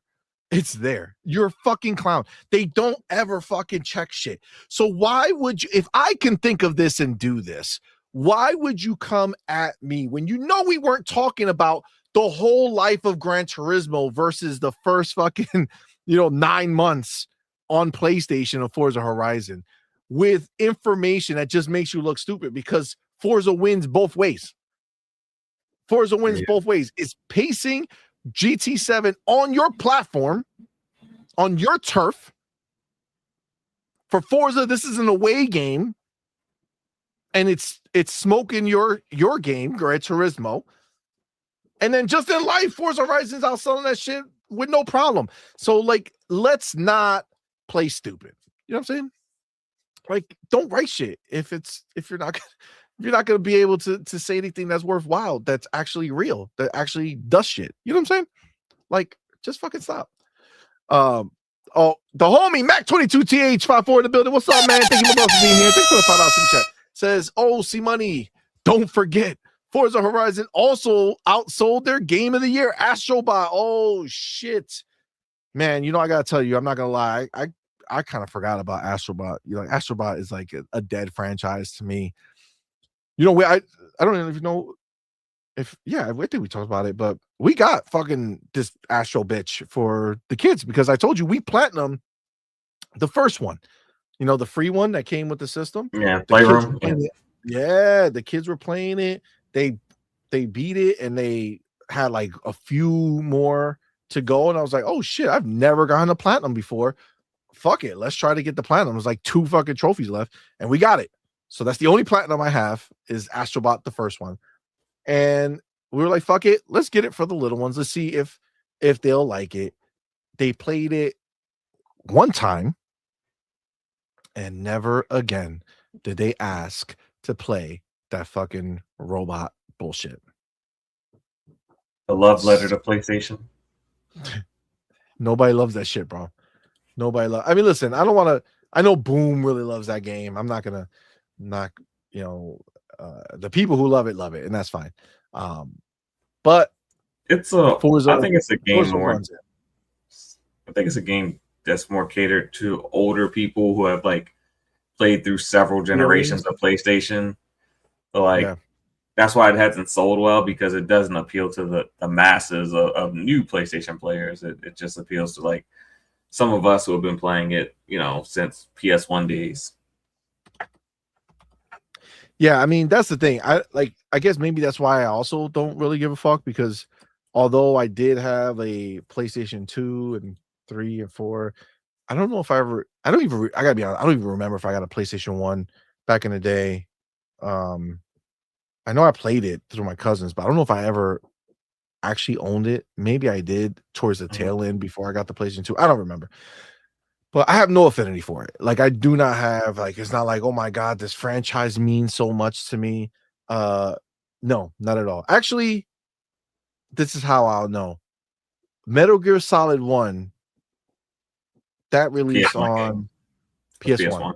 So I did have a PlayStation 1, because I remember going to the store and trading in like a million old games to be able to buy Metal Gear Solid 1. So I did have a PlayStation 1 at some point. But again, like, it's just I have no affinity for it. Like, it doesn't mean shit to me. I don't have any fond, like, oh my God, I remember. No, I don't. And I don't care. So that Astrobot doesn't wet any whistle on this side of the block. All right.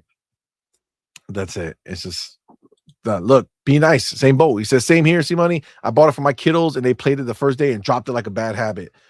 Facts. It's just not interesting. You know what I'm saying? Like, again, I get it. Like, technically it's probably sound and you know, a cute enough game or a fun enough game for the people who like it. But nah. And I guess the people I've spoken, you know, one of my favorite things is when I talk a lot of shit and everything backs up what I have to say, right? So Astrobot is worthless because the world has decided that Astrobot is worthless. The world has decided that Astrobot is not it, and Forza Horizon 5 is actually it. Might as well be a brand new fucking game. How Playground make a game that for 4 years dominated Xbox charts and just had the most players, right? Because that list, it has the most players, right? Every time they put that list of every franchise and how many players are playing that game, they dominated, right? And now they're still dominating. They're going to another platform to dominate. Come on, man. And you think that they're gonna hesitate to push shit over there? Of course not. They're gonna dominate every genre. They're gonna take over every fucking genre that exists in gaming over there that PlayStation could either think about having or flirt with having, and they're gonna do it better. It's crazy. Ah, that's lovely. It's a beautiful thing. Pragmatic says this is too much math for ponies. He says this is like Jay-Z's 444 album, too intelligent for the target audience. That's funny. But that's just what it is. That's what it's just so funny because I feel like they talk shit, but they don't know that I'm not like an average bitch who doesn't know any better, who's just gonna get in there and just say the stupid shit for them. It's like, nah, dog. If you're gonna talk, let's talk facts. And this ain't it. But Farrell, what do you think, man? The fact that Xbox is dominating PlayStation. I mean, listen, this is like nothing new. We've had this conversation about how Xbox is dominating PlayStation's pre-order store and their most sold stores, right? Like it's just what they've been doing. And the fact that Forza is going out here and giving Gran Turismo 7 the smoke is fucking, I mean, it's a big deal. What do you think about it? I think Forza did exactly what I expected it to do. And people didn't realize what they were asking for when they said, "Hey, Xbox, go full third party, bring your games over here." It sounds good if you're just a fan of gaming. But if you're a fan of PlayStation, every Xbox game that gets purchased over on PlayStation, and especially if it eats into a lot of your time, that's money and time that's not being invested in the PlayStation IP, and it slowly withers away at the PlayStation brand while enhancing the Xbox brand. And that's what we're seeing. Like Xbox is stronger than ever. Forza Horizon is stronger than ever. And now those 5 million people, guess what? They can't wait to get their hands on Forza Horizon 6. So, and the people, and there's going to be a whole other slew of people that, didn't purchase, Forza Horizon 5. And when 6 comes out, they're going to definitely get that. And it's just going to drive people away from, Gran Turismo, because casuals don't see the difference between a sim racer and what Forza Horizon does. It's a very smooth blend of not being quite 100% sim, but having a decent enough amount of sim elements, if that's what you want to partake in. So like it gives you a little bit of both to a very small amount. And I think people gravitate to that, like where I still get that little bit of a sim feel, but I get the fun arcadiness that I enjoy also. So, I mean, agreed. Hey, PlayStation better buckle up and figure it out how they want to compete. Because they can't do the same thing. Because if they could, they would have put Gran Turismo on PC by now. But I think there's a legitimate fear that if I put my game on other platforms, people are going to see that my games aren't as coveted as, maybe these reviewers and social media make them out to be. Yeah. Agreed. Powerball's in the building. What's up, man? I see you, player. All right. Well, listen, I think we covered it. This is the way forward for Xbox 100%. These people who act shocked or think that they're going to talk about a game that's coming to PlayStation from Xbox and think that that's some type of L for us when we're doing nothing but getting bigger and better because of it. Let them have their delusions, you know what I'm saying? Let them live in their pipe dream where they think that it affects us, that they get to buy a game that us Game Pass subscribers get to play for free. I don't know how that works. But at this point, this is just the norm, and we're gonna keep covering every time we hear about it. But goddamn, is it a beautiful story? We get the homie Dusty Turtle in the building. What's up, man? Thank you for being here, brother.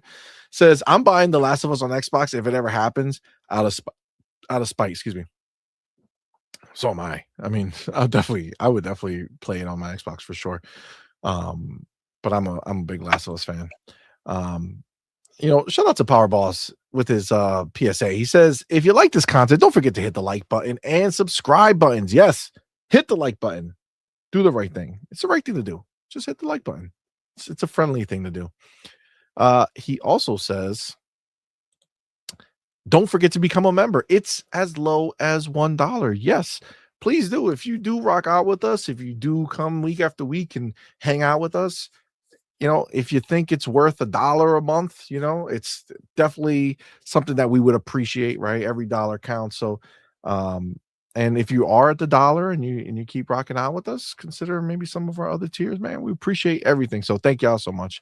And then he does say, joining the Discord is free. Join at here, and he does put the link.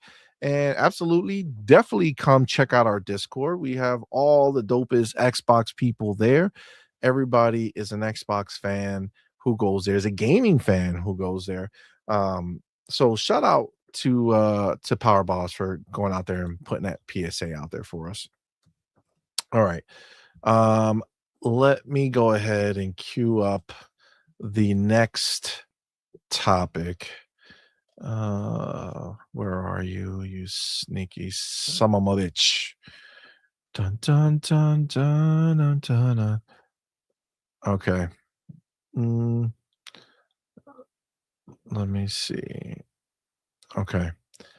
Yeah, this is where we're living right now, which is all right. Let me go ahead and let me take my chapter and then we will get it in. So chapter goes here. All right. Next chapter.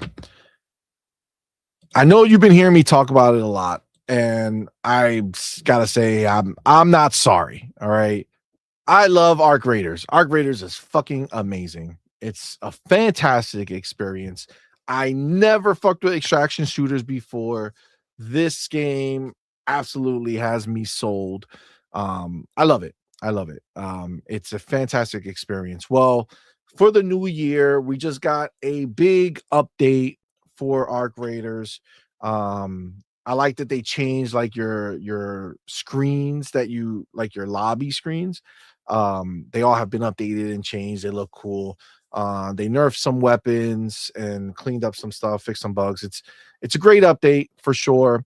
But one of the big highlights of the update was there was a skin that was in the launch trailer when they first, or either in the launch trailer or like the reveal trailer. Like it was a while ago and people saw a trailer on there that looked cool, and then the big deal is that it's dropping now, right? But there's a lot of controversy around it. And this is it right here. If you're looking at the screen, you'll see it. It's the Abyss outfit. And it's, I guess, is the diver suit or whatever, right? But so I'm not gonna lie, I noticed this myself, and I said I was almost gonna buy it, but then I noticed and I was like, nah, I'm good, right? And I don't know if you can notice it, Farrell, from just looking at the picture. If you look at this picture right now, is there anything that stands out to you that makes you say maybe people are going to have a problem with that? Does anything pop out to you? Something about the helmet, but I can't quite pinpoint it. Not the helmet. Take another guess. I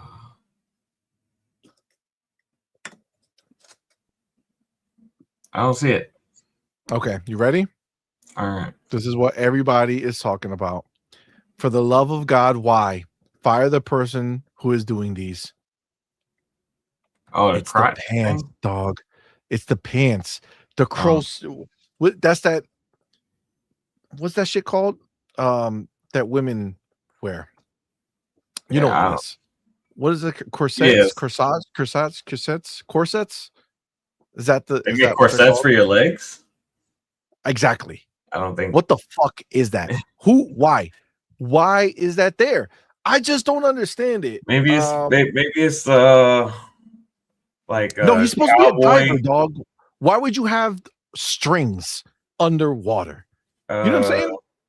Compression. This is a diver set. No. I cannot make any excuses. I'm so annoyed. I'm not gonna lie. And listen, to each their own. It is what it is. Like I don't give a fuck because I just didn't buy it. But fuck, man. I was like, oh shit, they have a new set, and I almost did it because you could toggle it, right? I don't know if you're familiar with it, but a lot of the items on your character, when you have a skin, you can toggle things on and off. So like the helmet, right? You can toggle it, to be open, to be closed, or to be off.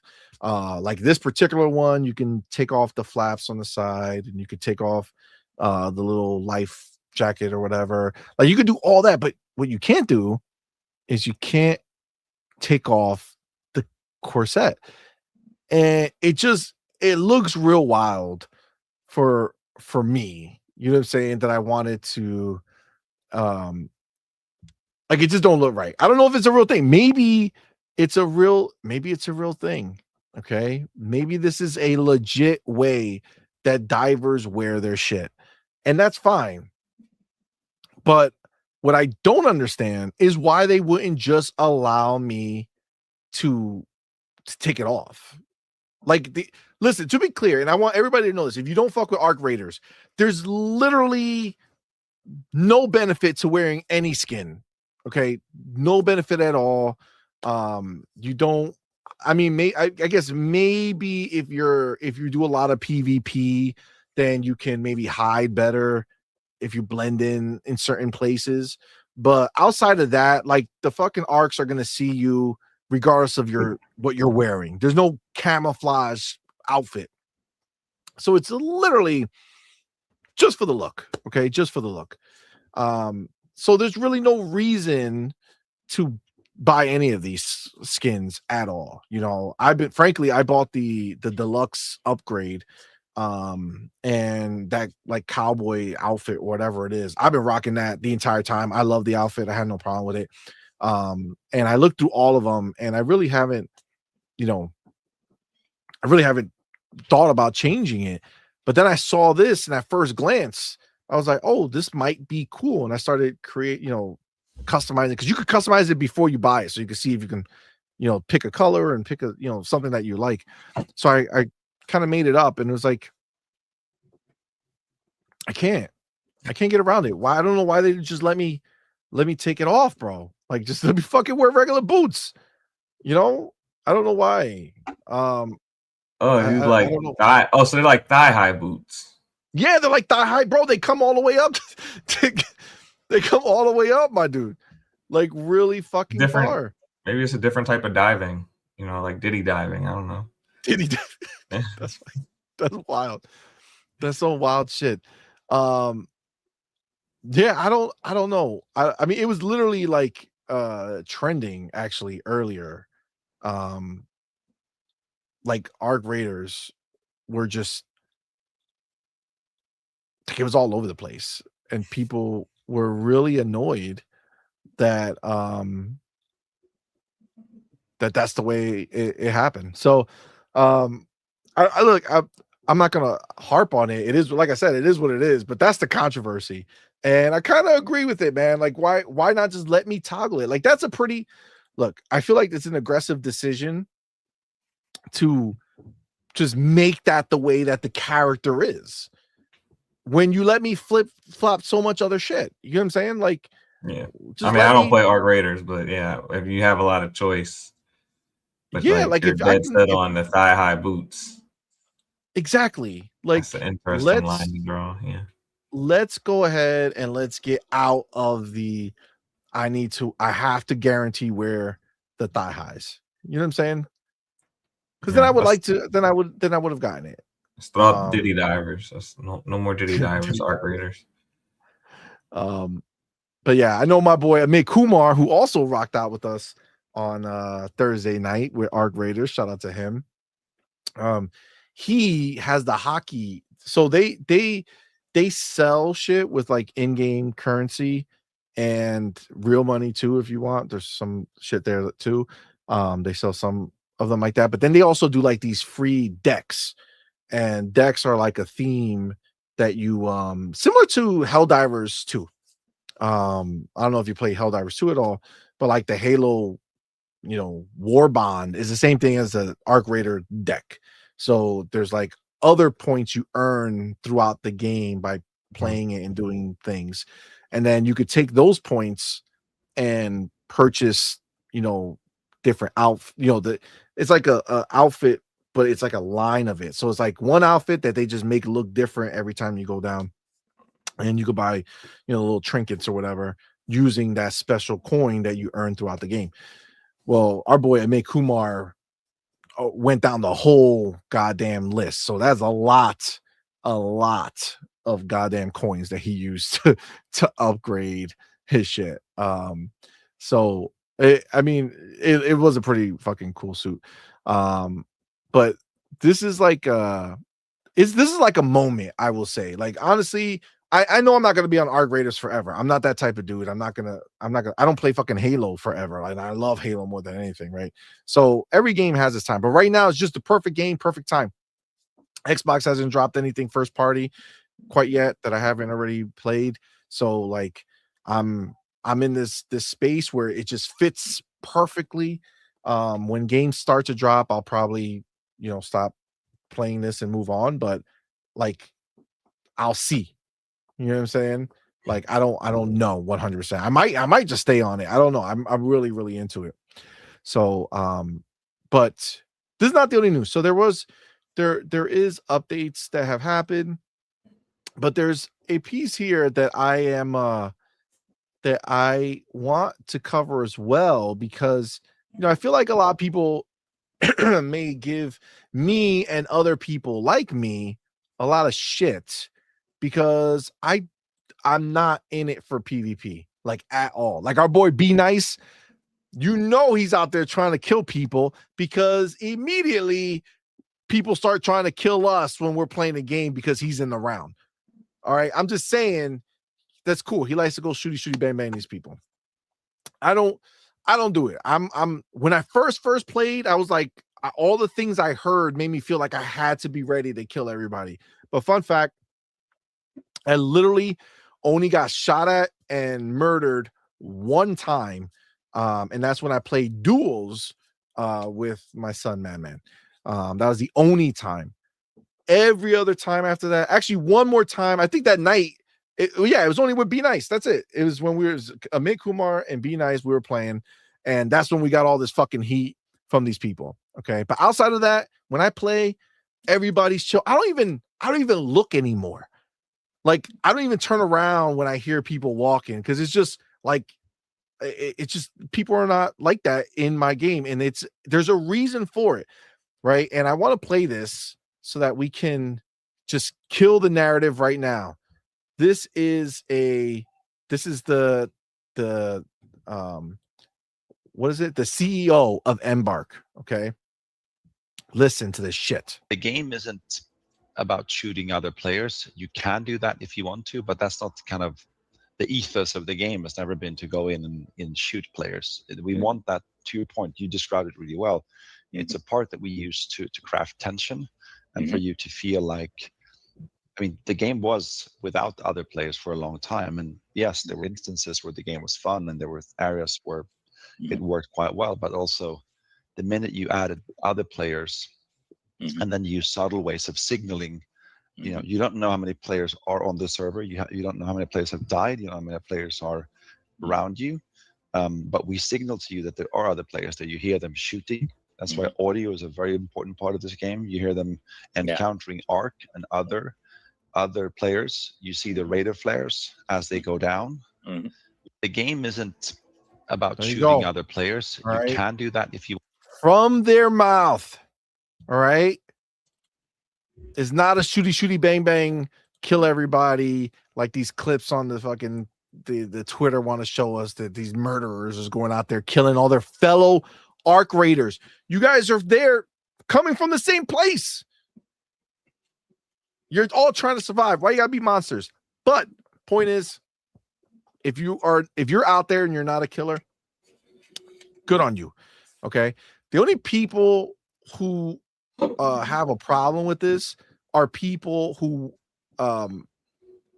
want to just kill people, because they did something that I think is amazing, which is they completely separated it based on your play style. So they don't go ahead and make you choose like, oh, I want to go play PvP focused, version of this.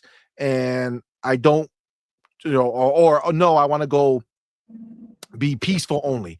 They allow you to play the game the way you want to play the game, right?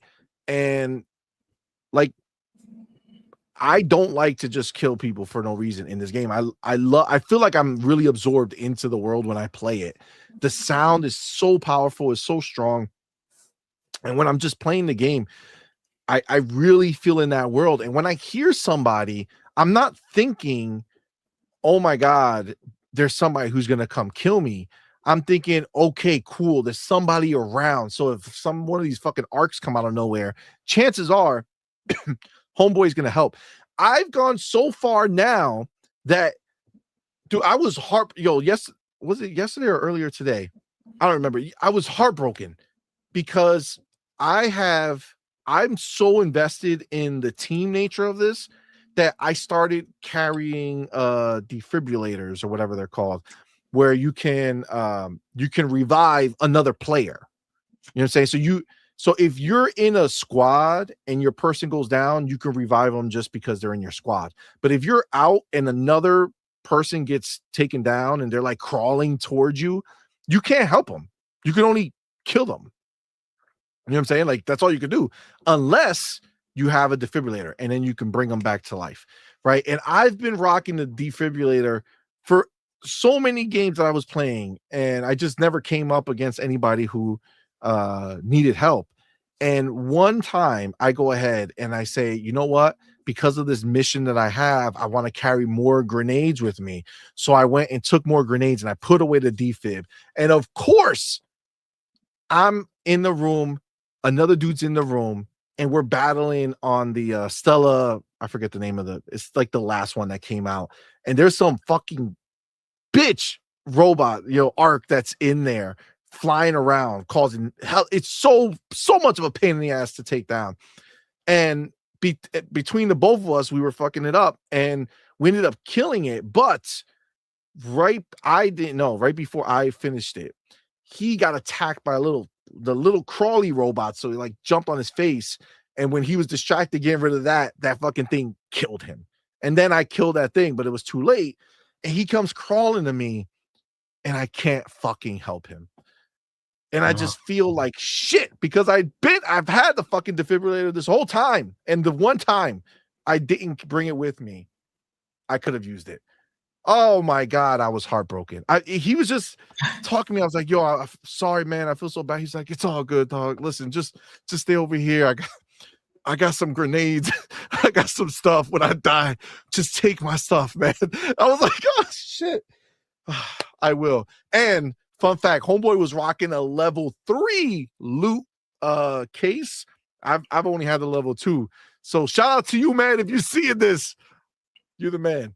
So now I have a level 3 because he died and I couldn't build it yet. So, but goddamn, what a game. See this? You see what I'm saying? Like, what? I don't remember ever playing a game and having any type of feeling like this. Like, I don't know what is it about this game that they nailed. So now you just gave people a new strategy. What? Don't carry a defibrillator. Let them die. And then after you kill the boss, take all their loot. Yeah, I mean that is what a lot of people do, I think. But the thing is that for me personally, when I die, if I make the wrong calculation and end up with a fight with like 4 of these fucking flying things and no shelter or no way to get behind cover, and then I'm dying, I'm like, man, I would really wish somebody would just come over. Like, I have so much shit in my fucking bag right now. Like, I wish somebody would just fucking save me. So that's why I'm doing it, because to be that savior for that person if I can. But goddamn, look, think about what the fuck am I saying? You know what I'm saying? Like, what game is this? It's fucking Arc Raiders. That's the fucking game. Tell you right now, fucking amazing. Goddamn, I love it. It's crazy. All right. I lost track. What were we even talking about? Oh, Arc Raiders. Okay, cool. So yes, so from his mouth, all right. It's okay if you don't want to go and murder people because the game was designed for the natural instincts that I think most people have, which is if you're in a bad situation, most people would rather try to band together than, you know, murder everybody for the chance that you have something that they might want. So at least we can hope. And then the last thing I would say, and I think it's too late, so you guys are fucked, but I think it was yesterday it ended, or today earlier. Yeah, today earlier. So at 6 p.m. today it ended. So if you played Arc Raiders before 6 p.m. Eastern today, the 13th, you would have gotten a gold pickaxe. I'll show this to you. It's right here. So it's a golden pickaxe. Again, all purely cosmetic, has no, value outside of how it looks. Doesn't swing better or anything like that. So it was it's a great gift. Oh, let me move it down. I don't think you can see it too much because of our screen, but yeah, it's right there. So it's pretty dope. A free gift. It's not a crazy thing, but it's cool to get. So Pragmatic says, I want nothing to do with a game that attracts sweaty gamers.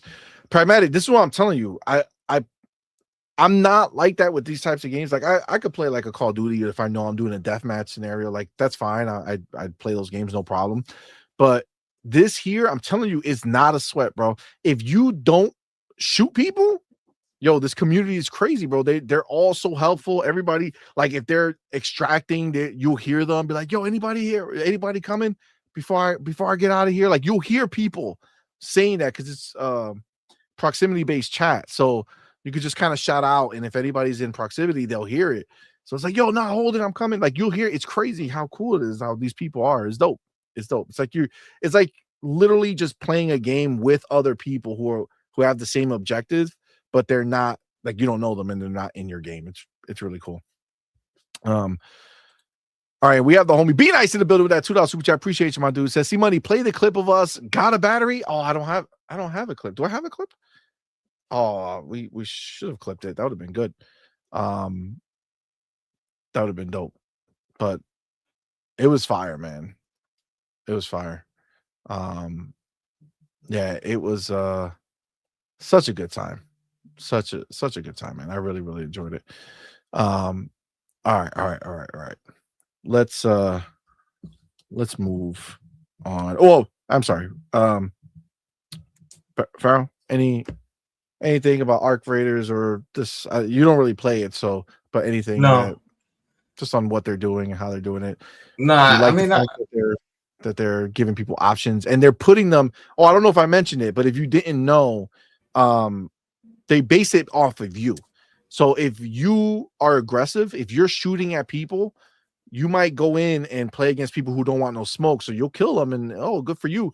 But the game's not stupid. So what it does is it knows that you are aggressive and it puts you with other aggressive people. Okay.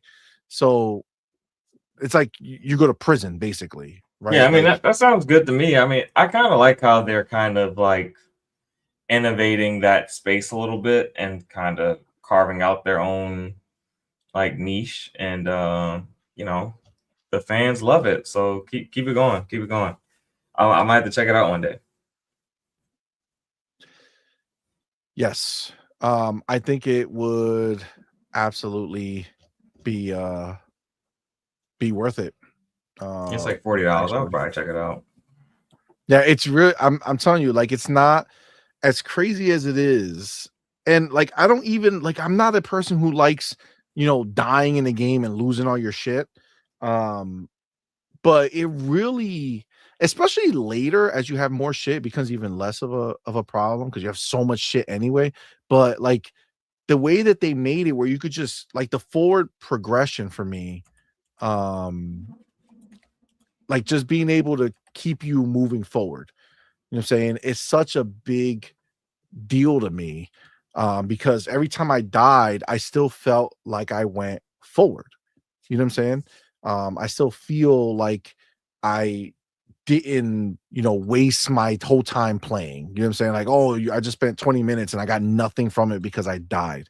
I don't feel that at all when I play it. If I die, it's just like, oh, it was stupid. I know it was my fault. I got too crazy. I thought I can kill the arc fast enough, but I didn't. So once I did that, all his homies showed up, and that was the end of that idea.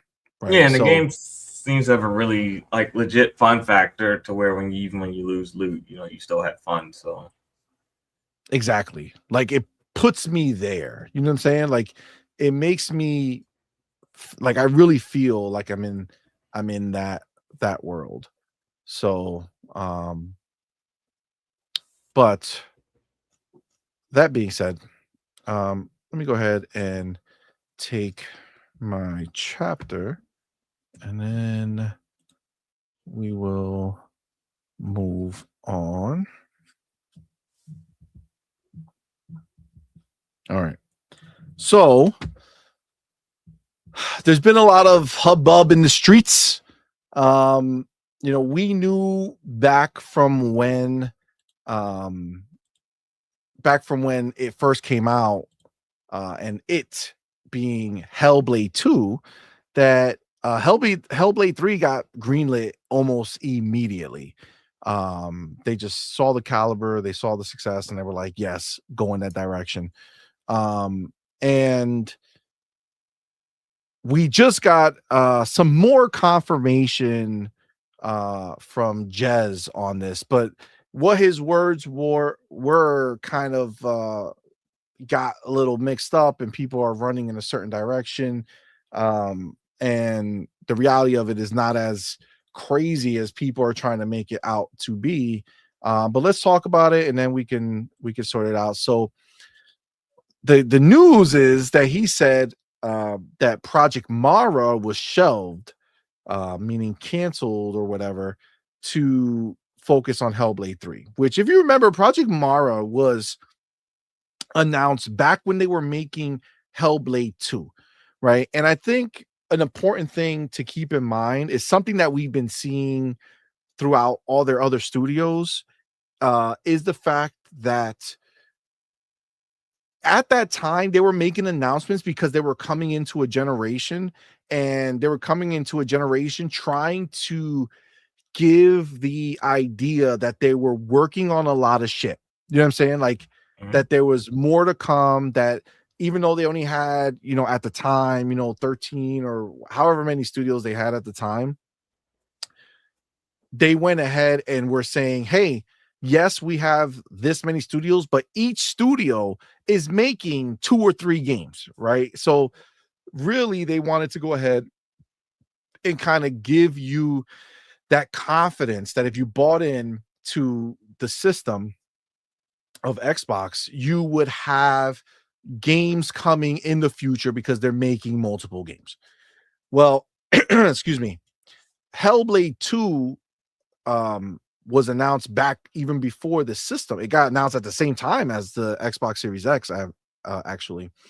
And in that time, once they announced that, Ninja Theory kind of came out and announced that they're working on multiple projects, which is another one is, Project Mara, which is a different type of, horror game. That's a lot of about the, mental health and all that stuff, and using psychological horror to like a whole nother level. And they showed like the graphics of it, and it was like real. It was real life. They literally showed their actual office, and then, or the studio, and then the in-game studio. Was crazy, right? Yeah. Obviously that was all, experimental, but obviously that's where they wanted it to be. And that was again before anything that Xbox ended up doing with Bethesda and Activision. Well, fast forward, Hellblade 2 comes out, and all of a sudden we're in a post-acquisition world, and Hellblade 2 was amazing. And the people who played it loved it.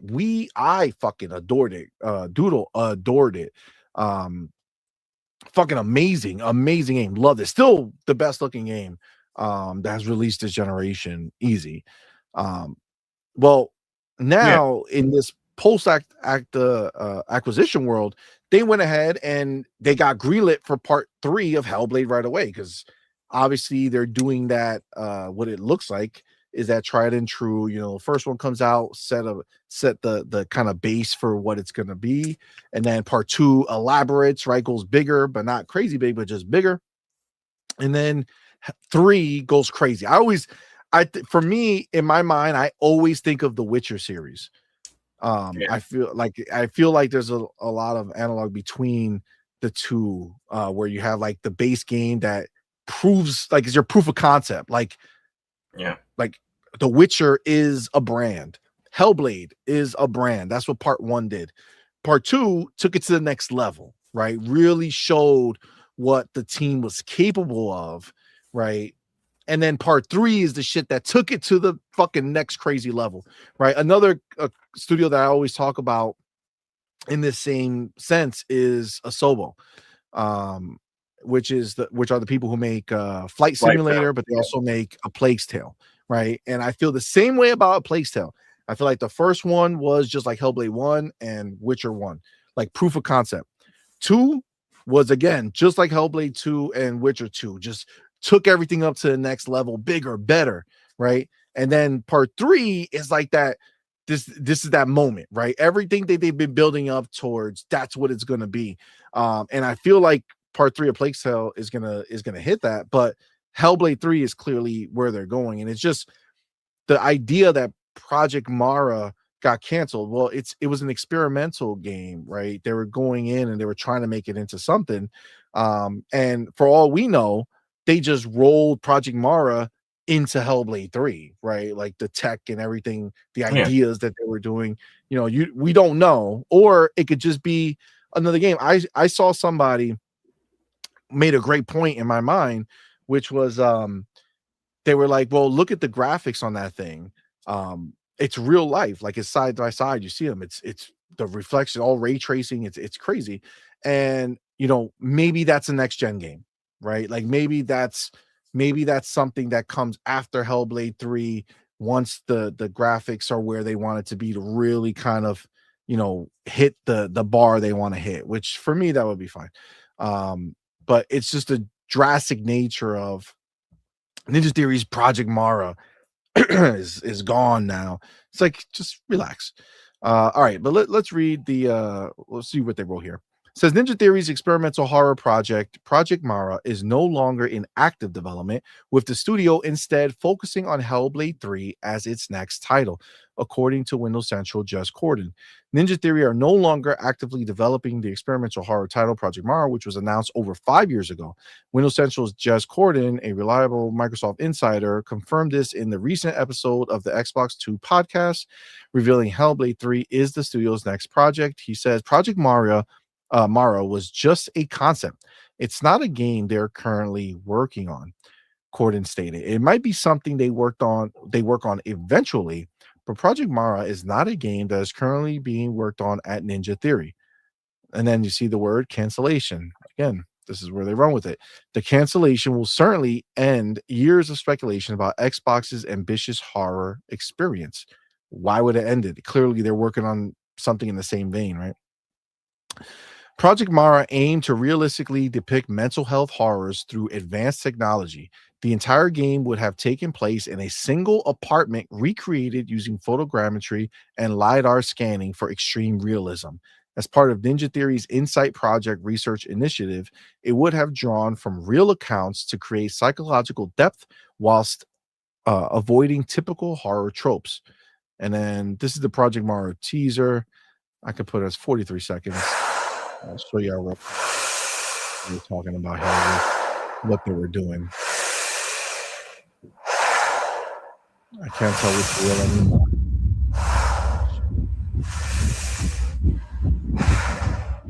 That's pretty cool.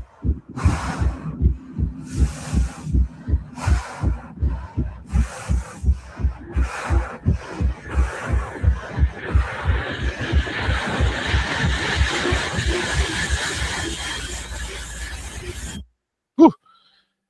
Holy shit. So that little thing fucked me up at the end right there. That's creepy. But yes, so that was the teaser that they did, and you could even tell how early this was because when they show Senua, you can see her model, like the face that they used was early footage of Senua. Like the game that we played, Senua doesn't look like that anymore. She's way more advanced from that moment. So that really was just a teaser of what they're thinking of doing. But nevertheless, that was Project Mara. So he continues, however, despite all those cool ideas, the project is shelved and Hellblade 3 now takes priority, with Ninja Theory planning significant gameplay changes for Senua's next adventure, if Corden's sources are correct. It's going to be a bit more interactive than Hellblade 1 and 2, Corden explained. They want to make it more of a game and broaden its appeal. This suggests that Ninja Theory aimed to expand combat systems and mechanics beyond their signature style narrative-focused approach of previous entries. One of the main criticisms of Hellblade 2 was the limited interactivity and short runtime, which made it feel more like a film than an actual game. That I gotta tell you, Farrell, you played Hellblade? Yes. Okay. I don't understand this, like this, I call it bullshit. Where they say like that it's doesn't have, like, it's limited interactivity, like you don't really play. Fam, I just demoed Final Fantasy 16. We just played it on Thursday. That is a fucking movie, right? Like that, Yeah. holy shit. You're watching just so much bullshit and it's not even like amazingly done. You know what I'm saying? Like the CG sometimes it would be crazy cool, but outside of that, the majority of what you're actually watching and exposed to is not really high quality stuff. Dude, every time I was so captivated the entire time during Hellblade 2, whether it was a cutscene playing out that was fucking amazing with amazing acting and amazing motion capture, whether it was a moment just like this. For me, a moment like this, you see that shit just takes you there, right? It's stunning. And then the combat was fucking fire. I loved it. It was a huge upgrade from part 1.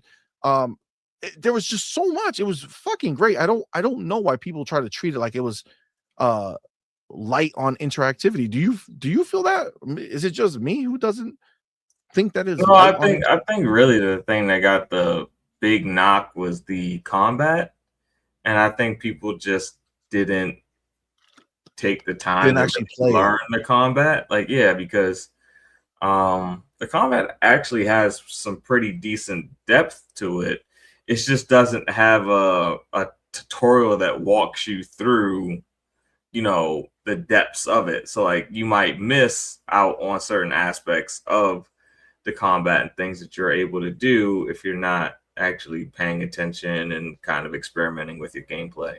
But there is some legitimate depth to the combat. If any, I don't think the game should be criticized for a lack of depth. If anything, you might want to criticize it for a lack of tutorial. But at the same time, if you played Hellblade, you know that there isn't some sort of tutorial because a tutorial would kill the immersion loop.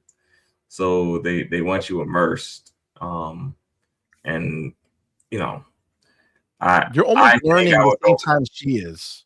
Yeah. So I mean, me personally, I would rather keep that immersion loop than go through a tutorial for that type of game. It's not a game that's like, you know, 50, 60, 70 hours to beat. So you don't really need that tutorial as you would for like some of those longer games, especially ones with like crazy boss challenges and things like that, where you really need to master the whole move set in order to, you know, take advantage of some of these opponents you're gonna have to beat. So I like it. I like it. I don't think they. I think the game got overly criticized at the time, And I think there is a lot of interactivity in that game. Yeah. And this is one of those moments where, you know, I'm excited, but I'm also like, I'm just wondering, what is that going to mean that they want to make it feel more like a game? Like, are they going to go really far away from, you know, where they were with this? Because Hellblade 2 is fucking amazing for me. So, or are they really going to just go like that progression where, like, I feel like Witcher 2 to Witcher 3, the moment to moment gameplay, you're still in that general type of feel. It's just that Witcher 3 just took it and blew it up and blew it out. Right. So are they going to throw Senua on a horse? You know what I'm saying? Are we going to be horseback riding around a huge world, which probably would be fucking fire if they did that? But I don't, you know, I'm just saying, like, how are they going to do it? Because you can't make the world that much bigger and expect that I'm going to walk the whole world. You know what I'm saying? Like, Yeah. oh, I don't know. You can't make it smaller, so it has to be bigger. So we'll see. We'll see. And yeah, I guess they just finished off by saying, though it must be said that Hellblade 2 was praised for spectacular visuals and audio design, it's still probably the best looking game of this generation. That's just factual. And that is quite an achievement. All in all, it will probably take a while before we get to see Hellblade 3, since Ninja Theory is a small studio and they just released Senua Saga less than 2 years ago. It will certainly be interesting to see what kind of game we're getting, especially with the rumors of expanded gameplay mechanics floating around. I think, if anything, that might be the only thing that might slow down them bringing this game out. I feel like I think part 2, the reason that it took so long was that it was literally being built alongside Unreal.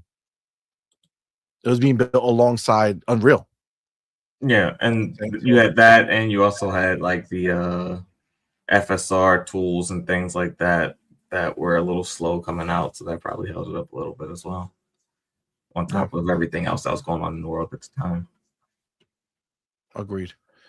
Yeah, so I mean, you know, for me, the idea of the next game coming is fire. Like, again, that's just another pipeline game, right? Like, where we are, it's not like, oh my god, I need Hellblade 3 today. We have, this year is going to be crazy. Next year is going to be crazy, right? So, like, there's no rush. What I love is the fact that one day we're going to be watching an award, like the June showcase or some shit, and then all of a sudden the fucking Ninja Theory logo is going to pop up and they're going to blow our minds with Hellblade 3, right? Just out of nowhere. We're not going to know it's coming. And I cannot, you know, explain how dope it is that we can just enjoy our gaming and not have to be I forget who it was. I think somebody earlier, I think it was Space Shot, saying like constantly looking for the next one or waiting for the next game because they ain't got shit going on. So it's like they're just waiting for the next one, waiting for the next one. It's like, dude, we have so much, man. We have so much that we're spoiled at this point. So, and you know, next week we're gonna have a show that's gonna show us what's next. Like, we're about to see Fable, we're about to see Forza. This is gonna be crazy, my dude. 2026 is going to be a bloodbath for gaming when it comes to Xbox being out there just slapping everything up. Xbox was the most exciting thing about gaming last year. They will be the most exciting thing overall about gaming this year. Although I am still, I cannot front. I cannot wait for Grand Theft Auto 6. I know there's rumors in these streets that it might go, and I know a lot of the homies who are here don't really care for Grand Theft Auto 6, which is cool, but I cannot wait. You know, I was just talking to Doodle the other a couple of days ago, and we were talking about, you know, the fact that Grand Theft Auto is obviously supposed to come out this year, and you know, it might go next year, whatever, but like it's supposed to come out this year. And you know, just doing a quick, you know, calculation,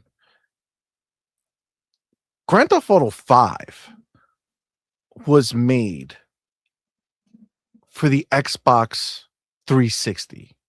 Yes. Like I need like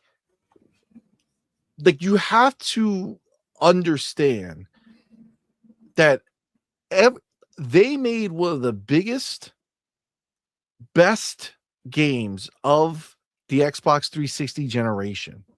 Everything they put in that game, all the amazing shit that you could do in that game, still I couldn't even name a game that you could do more shit in at that level, that high level, than Grand Theft Auto 5. Right? It set its own bar, and that bar has never been passed. Just for what they do.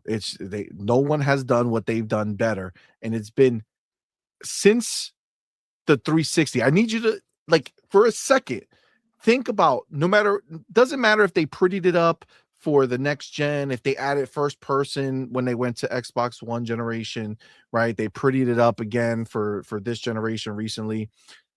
All that is fine and dandy, but the basis of the game, the fundamental bones that entire game is built on the same system that delivered Gears of War 1 on. Like the system that fucking Epic had to tell Microsoft, hey, if you want the game to look like this, you need to bump the fucking RAM or whatever it was that they had to do. Okay. That same system that launched in 2005, Grand Theft Auto 5 was made for. Okay. It's made for at the very end. So now you're talking, like, you can't forget the same people who made that skipped the Xbox One generation for Grand Theft. Obviously, the Xbox One generation gave us Red Dead Redemption 2, but very different type of game, right? Yeah, very different for sure. Very different. As beautiful it was, as the story that they gave me, amazing. The world they created, top tier. Still, no one can touch the world that Rockstar made for Red Dead Redemption 2. It's the most beautiful world. What an amazing game that is. Jesus, I love that shit too. But that's a very different beast of a game. For Grand Theft Auto, okay, Xbox One generation series, no game has touched what Grand Theft Auto 5 has done. And they're about to deliver a game built for the series generation. Yep, because it's not going to be on previous gen. So it's not going to be on Xbox One. This is a series gen. So they jumped to they were launched on 360. They skipped the Xbox One generation, and they're launching 6 years into the generation for the series generation. Mm-hmm. This shit is gonna be crazy, my dude. Like all that shit that they've shown us, like it's easy to look at that and be like, that can't be real. But just do the math in your mind. Look at what they did on the 360. This is 2 generations. They're the only fucking company out there that literally can show you the maximum amount of usage of any given generation. Yeah, when you say that things aren't possible, I mean, you can just point people to that Matrix demo. Facts.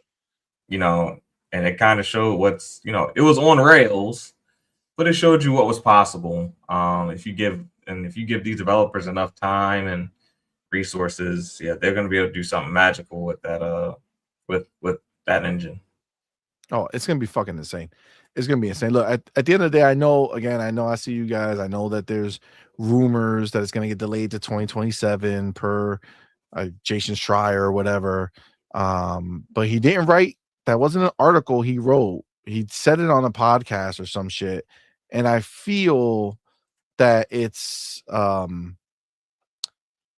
feel he's similar to like Jez, right? Like Jez says something on a podcast, cool. But if he doesn't write a story about it, then in his mind, he's not actually, commenting. It's more about his opinion. So I'm hopeful because I cannot wait for that game for sure.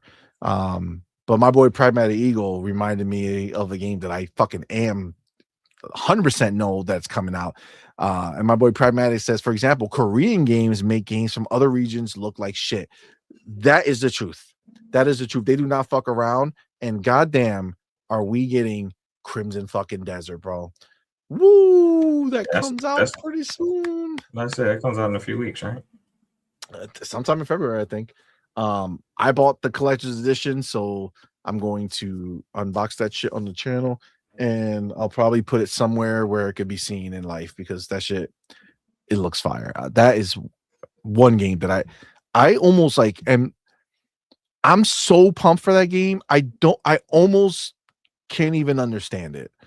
Like, I'm so hyped for it, and I did play it, and it felt amazing. It felt everything that you saw in the game, in the trailers, that like, man, you could do so many things. Yes, you can, and it just makes sense. Like, it's obviously going to take some like muscle memory to remember all these different configurations of shit that you can do, but it's all doable. God damn, what a game! Oh, I cannot wait. I cannot wait. But again, that being said, you know, in a world where we have all of these games coming out from third party and then all these amazing games coming out from Xbox first party going into a Game Pass for us, and all the third party day one drops that we're going to get in Game Pass, like, take your time, Ninja Theory. You guys fucking cooked with Hellblade 2. Just make your next fucking amazing title. So I'm good. They could take their time, you know what I'm saying? Anything else on Hellblade 3 or any of what we were just talking about? I'm looking forward to it. I think it did pretty well on PlayStation 2 when it launched on PlayStation. So I think that probably, you know, kind of focused them in on Hellblade 3. So yeah, good. Happy to see it. Just to add some context here, that Jez, after that report that we read, Jez said lots of outlets misreporting what I said about Xbox Ninja Theory's Project Mara as usual. Shock. The game wasn't quote unquote canceled because it was only ever a concept. It could be developed into a game someday or evolve into something else. So that's kind of like what we were, we were talking about. So, all right, let me get the next one. Hold on.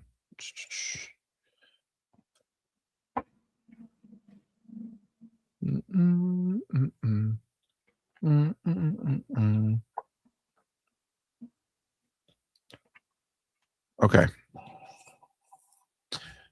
All right. Here we go. All right, let me take my chapter.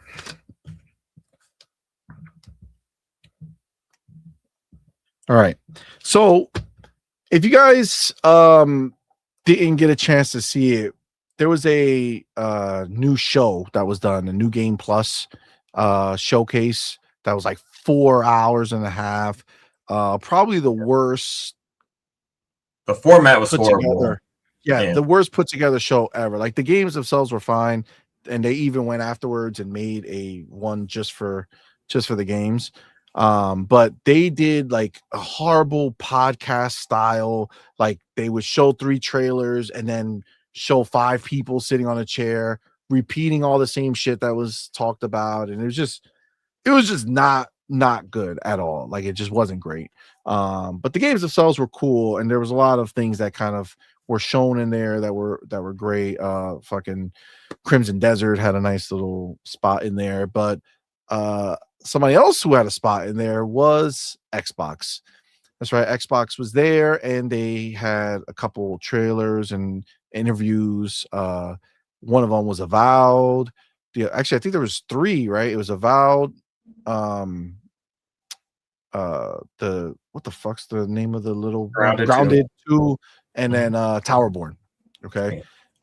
So all 3 had their moments there, and all 3 of them are having their big updates, right? So Grounded 2 is coming out of early access. I think in February something or sometime soon is coming out. Towerborn is also coming out of early access, and then Avowed is getting its big update that's going to have new game plus, new races to play, brand new weapon type, photo mode, more. It's going to be a huge update. And if you guys remember, Avowed was one of my games of the year for 2025 for sure. The only one that was like right there with it was Outer Worlds 2 for me. And by the end, I gave it to Outer Worlds 2. But in reflection, I think there was some recency bias there. I feel like if Outer Worlds 2 came out first and then Avowed came out second, I would have given the edge to Avowed just because like they're so good, man. They're so good. So but either way, that was great news to see. It was a great update. But then some of the crying started happening because all 3 of those games have been announced to release on PlayStation 5. So all the updates that drop are going to drop, and the PlayStation 5 version of the game is going to come out. And again, you have the same usual suspects who are going to sit there and cry and talk shit. Why is this happening? Can't believe it. We're getting all their game. They're giving us, or we're giving them all our games. They're not giving us any. You know, all this same bullshit that you hear. But the other thing is that if you go here's a post from Avowed, right? It says, Envoys, we're pleased to announce that Avowed is officially coming to PlayStation 5 on February 17th. Pre-orders are now available on the PlayStation Store with 2 editions to choose from, $49.99 standard and $59.99 premium, right? And from that point, people started running with the fact that it's $20 cheaper. So Derek Strickland says, one thing that I don't see anyone talking about is how Xbox price adjusted Avowed so it launches on PlayStation 5 at $20 cheaper than it did on Xbox. Avowed is now priced at $49.99 for the standard version and will launch at that price on PlayStation 5. It was $69.99 when it launched on Xbox. Cool story, but it's been a year and they are also reducing the price on Xbox. So the game was 70 at launch. Now it's 50 a year later. And this is the new thing that people are crying about. And you got literally like dudes are saying like look at this, like this K-Med dude, right? He says, so Avowed is launching $20 cheaper than its Xbox launch price. Man, at this point, I don't even know what to say. I don't even understand this idea. Pharaoh, I need you to help me out. I know for a fact that games that launched on PlayStation, when they finally came over to Xbox, were cheaper. The homie Amit Kumar says Final Fantasy 16 and Silent Hill 2 were cheaper when they came to Xbox. If I'm not mistaken, I believe Death Stranding also. Yeah, Death Stranding was like $17.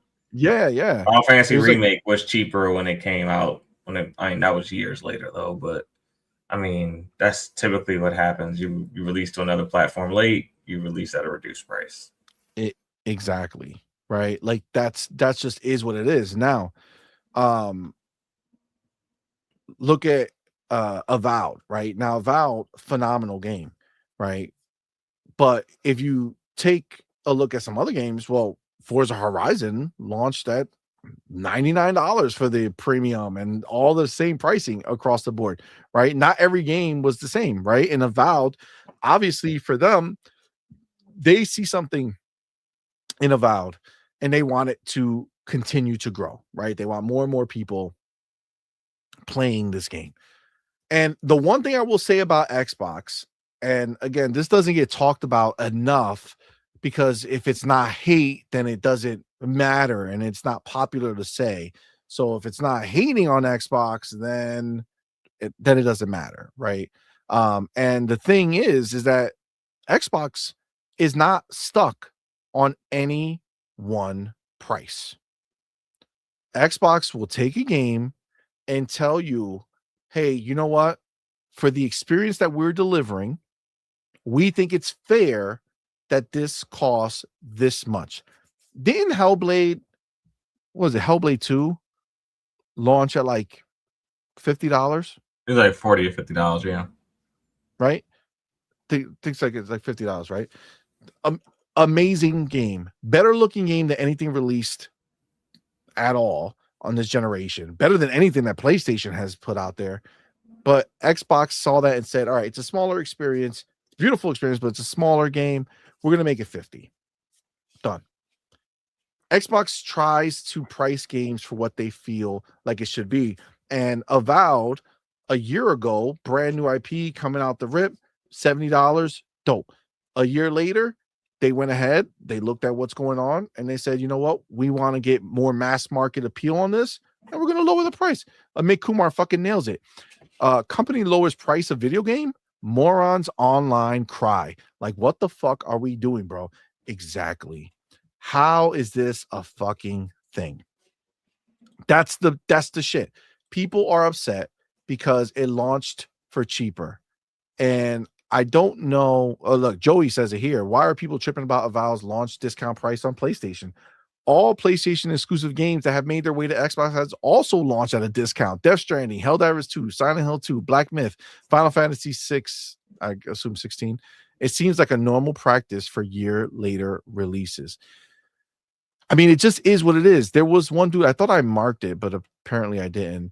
But in one of these people's posts, I don't know if it was in Avowed's post or whose post, but some dude was like, "Oh, we always get the shaft or something like that." It's like, fam, what the fuck are you talking about? The game came out a year ago. If you didn't buy it a year ago and you're now interested, it's literally $50 across the board. This is not a PlayStation exclusive joint. You know what was exclusive? The discounts on Xbox when they left PlayStation. The game will come to Xbox at a cheaper price and still be the same price as it was over there. But on Xbox, we're getting that same discount. So anybody who hasn't played it is free to go buy the game at the discounted price. This shit is so ridiculous that we even have to talk about this, dude. It's just, it doesn't make any sense to me that people are still trying to cry, bro. It's just so ridiculous, my dude. Like, I don't get it. And of course, the tiers for Avowed, the tiers for Grounded, even though Grounded 1 already went over there, the tiers for Towerborn going. It's like, guys, cut the shit. At what point are you guys going to get hip to the idea of what business is and how successful Xbox has been at doing this? It is the way forward. It is the way forward. And look, some of these games you're getting, a year before they go somewhere else. Is that not enough time for you? Like, how much have you played these games? I beat Avowed fully twice. Like what the fuck are we talking about, my dude? You know what keeps a company alive? You know what keeps it thriving? You know what keeps them at the executive level saying, "Hey, we should keep investing"? A return on that investment. Yeah, for sure. Money being made. So if Xbox is taking these games, making their first bag, and then releasing it elsewhere and making more money, does that mean Xbox dead and going away? Or does that mean, oh shit, we're making more money, let's make the next banger, put it out, and then it'll go wherever it goes? But don't worry, we're still giving it away for free to Game Pass subscribers. And when obviously you pay for Game Pass, but you pay for Game Pass for hundreds of games every month, you get free games added to your subscription that you didn't have when you were paying for the subscription beforehand, which that is why the verbiage that I use is they add it for free because you're already paying for the subscription. You can just add it. And goddamn, do we have amazing lineup of games this year? Next year, just the fucking shit is stacked, my dude. Why are we crying about this shit still? Do you have like no self-respect? Yeah. If Xbox didn't have a great year planned for this year, there are some games they could have saved in 2025 and had them ready for 2026. But the fact that they emptied the clip on 2025 lets you know that 2026 should be a very promising year as a gamer. Absolutely. Absolutely. 100%. It's just the truth. It's just the fucking truth, man. The homie Pragmatic, shout out to him, says, this is why I don't use social media at all. I have zero time for idiots. I'll just laugh at CMoney clown these losers. Facts, bro. That's why I have it at this point, just to be able to fucking laugh at these fucking clowns. I mean, it's comedy, right? It's comedy. It's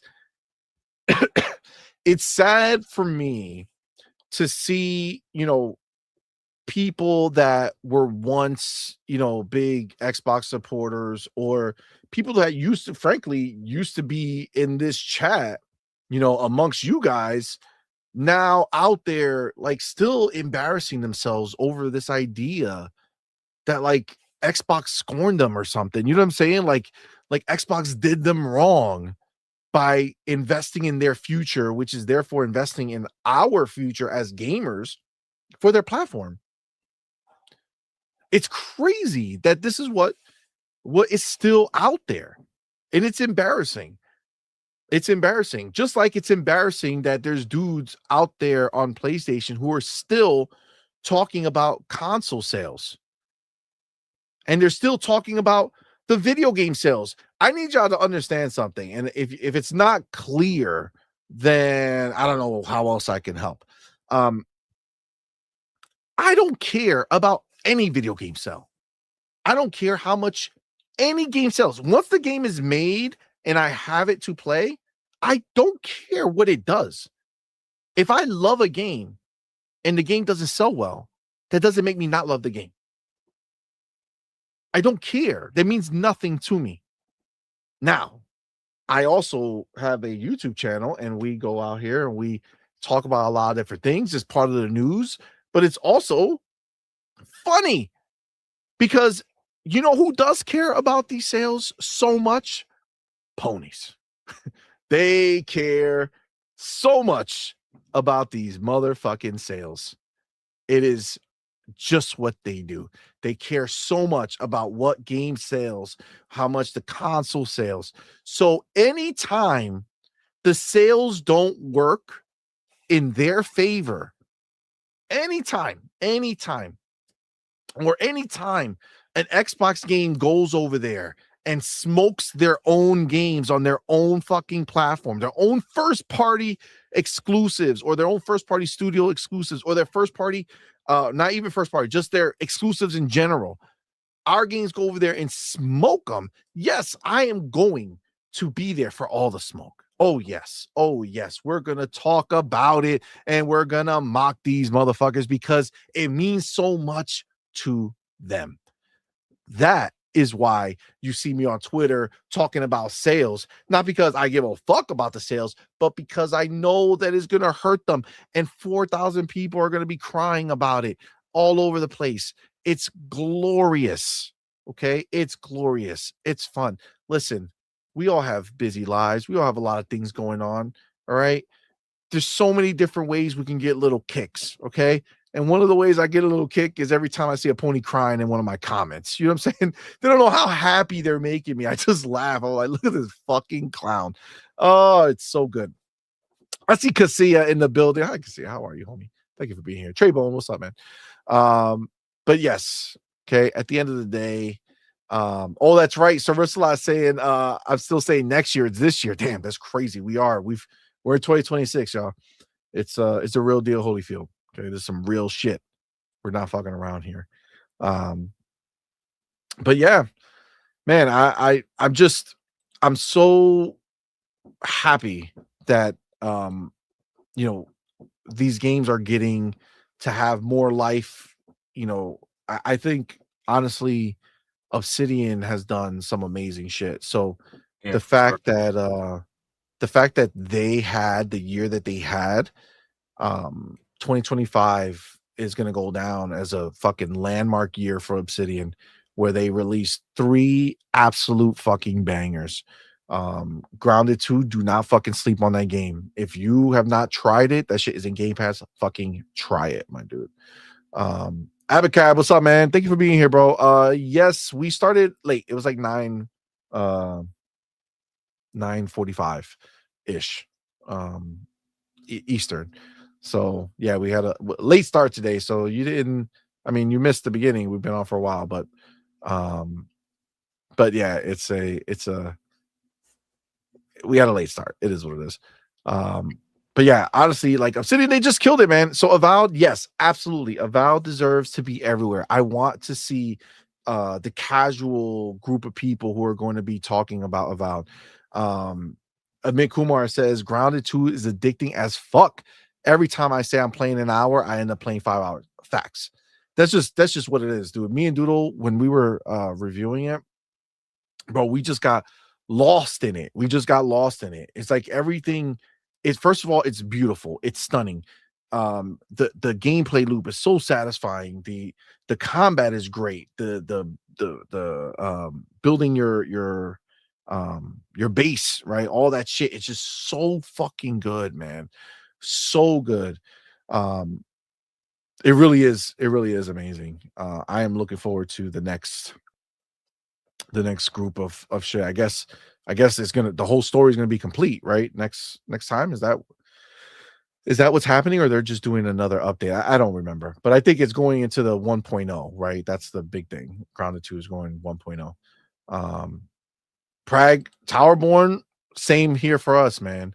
Same here for us, dude. I really enjoyed Towerborn. Like literally, genuinely addicted when I was playing that game. I just kept wanting to play it and going back. But they've made a ton of changes. And we knew that there was going to be a lot of changes coming. It's actually why we didn't do a review for Towerborn. It's obviously it was in early access, but we knew that it was going to be very different from what we were playing at that time.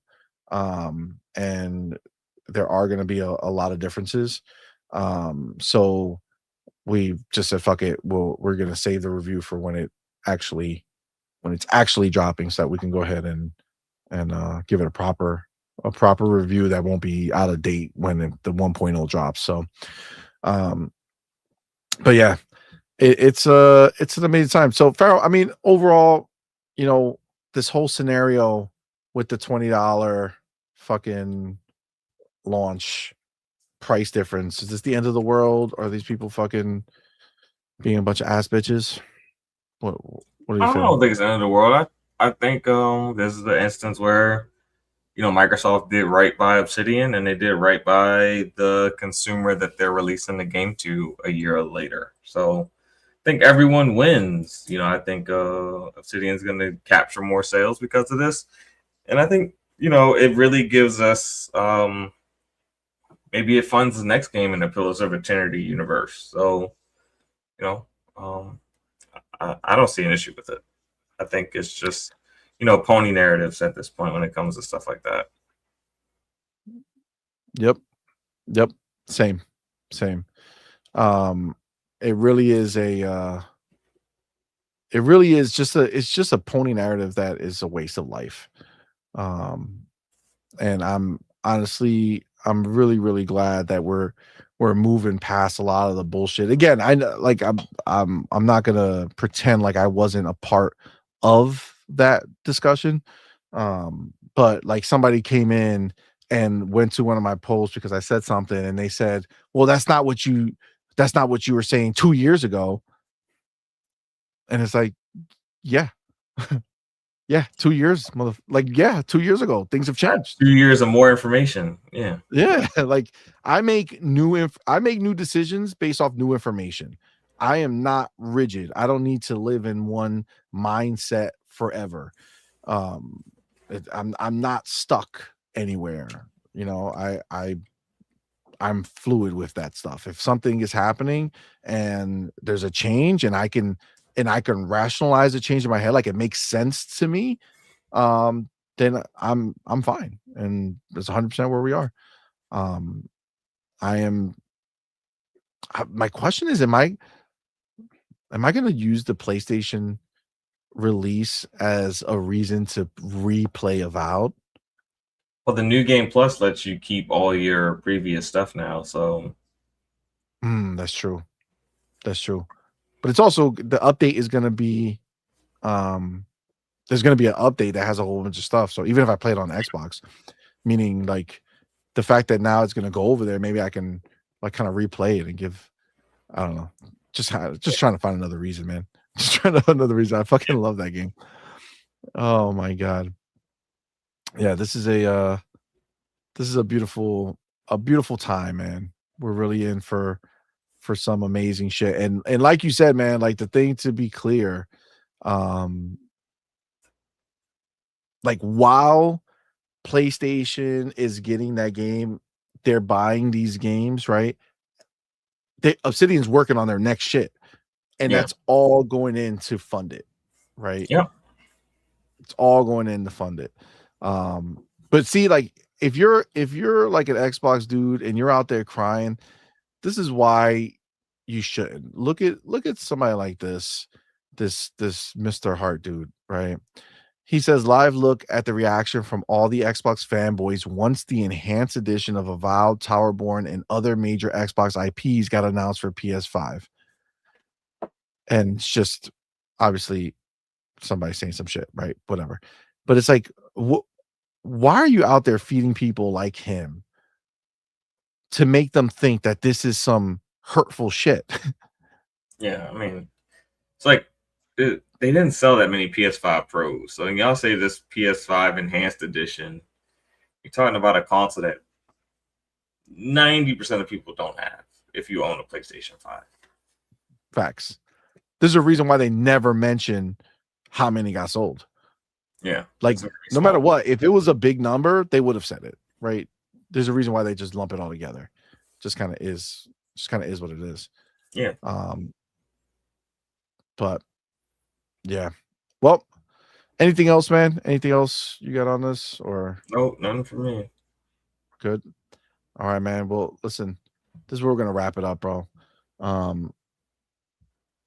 Yeah, I think this was a great show, man. Thank you all for coming out, bro. Appreciate y'all. I know it was late. I know it was a late show. Normally we try to go a little earlier, but sometimes you just gotta handle what you gotta handle. And I had a lot of work today, man. Sorry. I had to get a lot of shit done before getting the show together. So, but shout out to you guys, man. Thank you all for rocking out with us live in the building, man.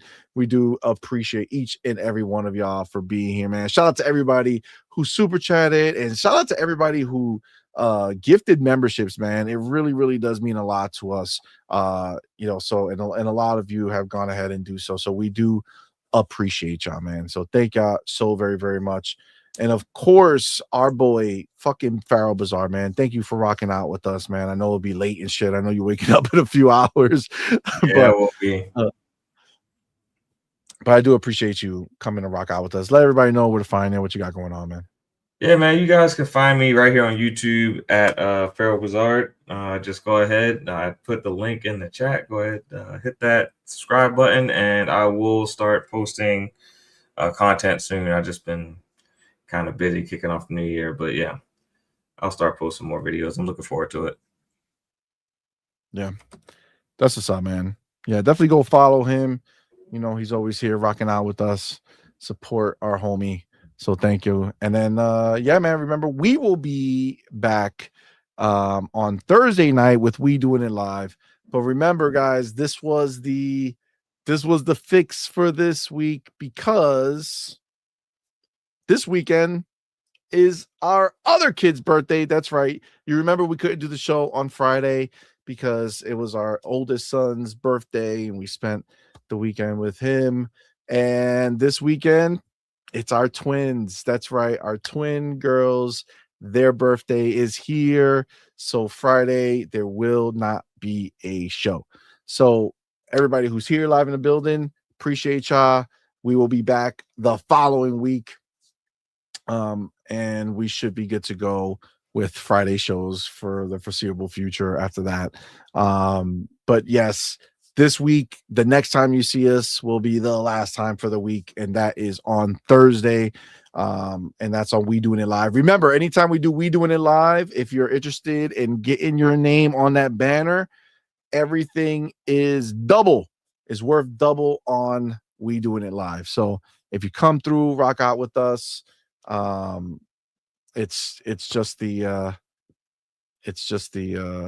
way we're doing it, man. We have a great time on that show. So definitely come rock out with us, chill out. You guys can play games while we play games and just shoot the shit and chill.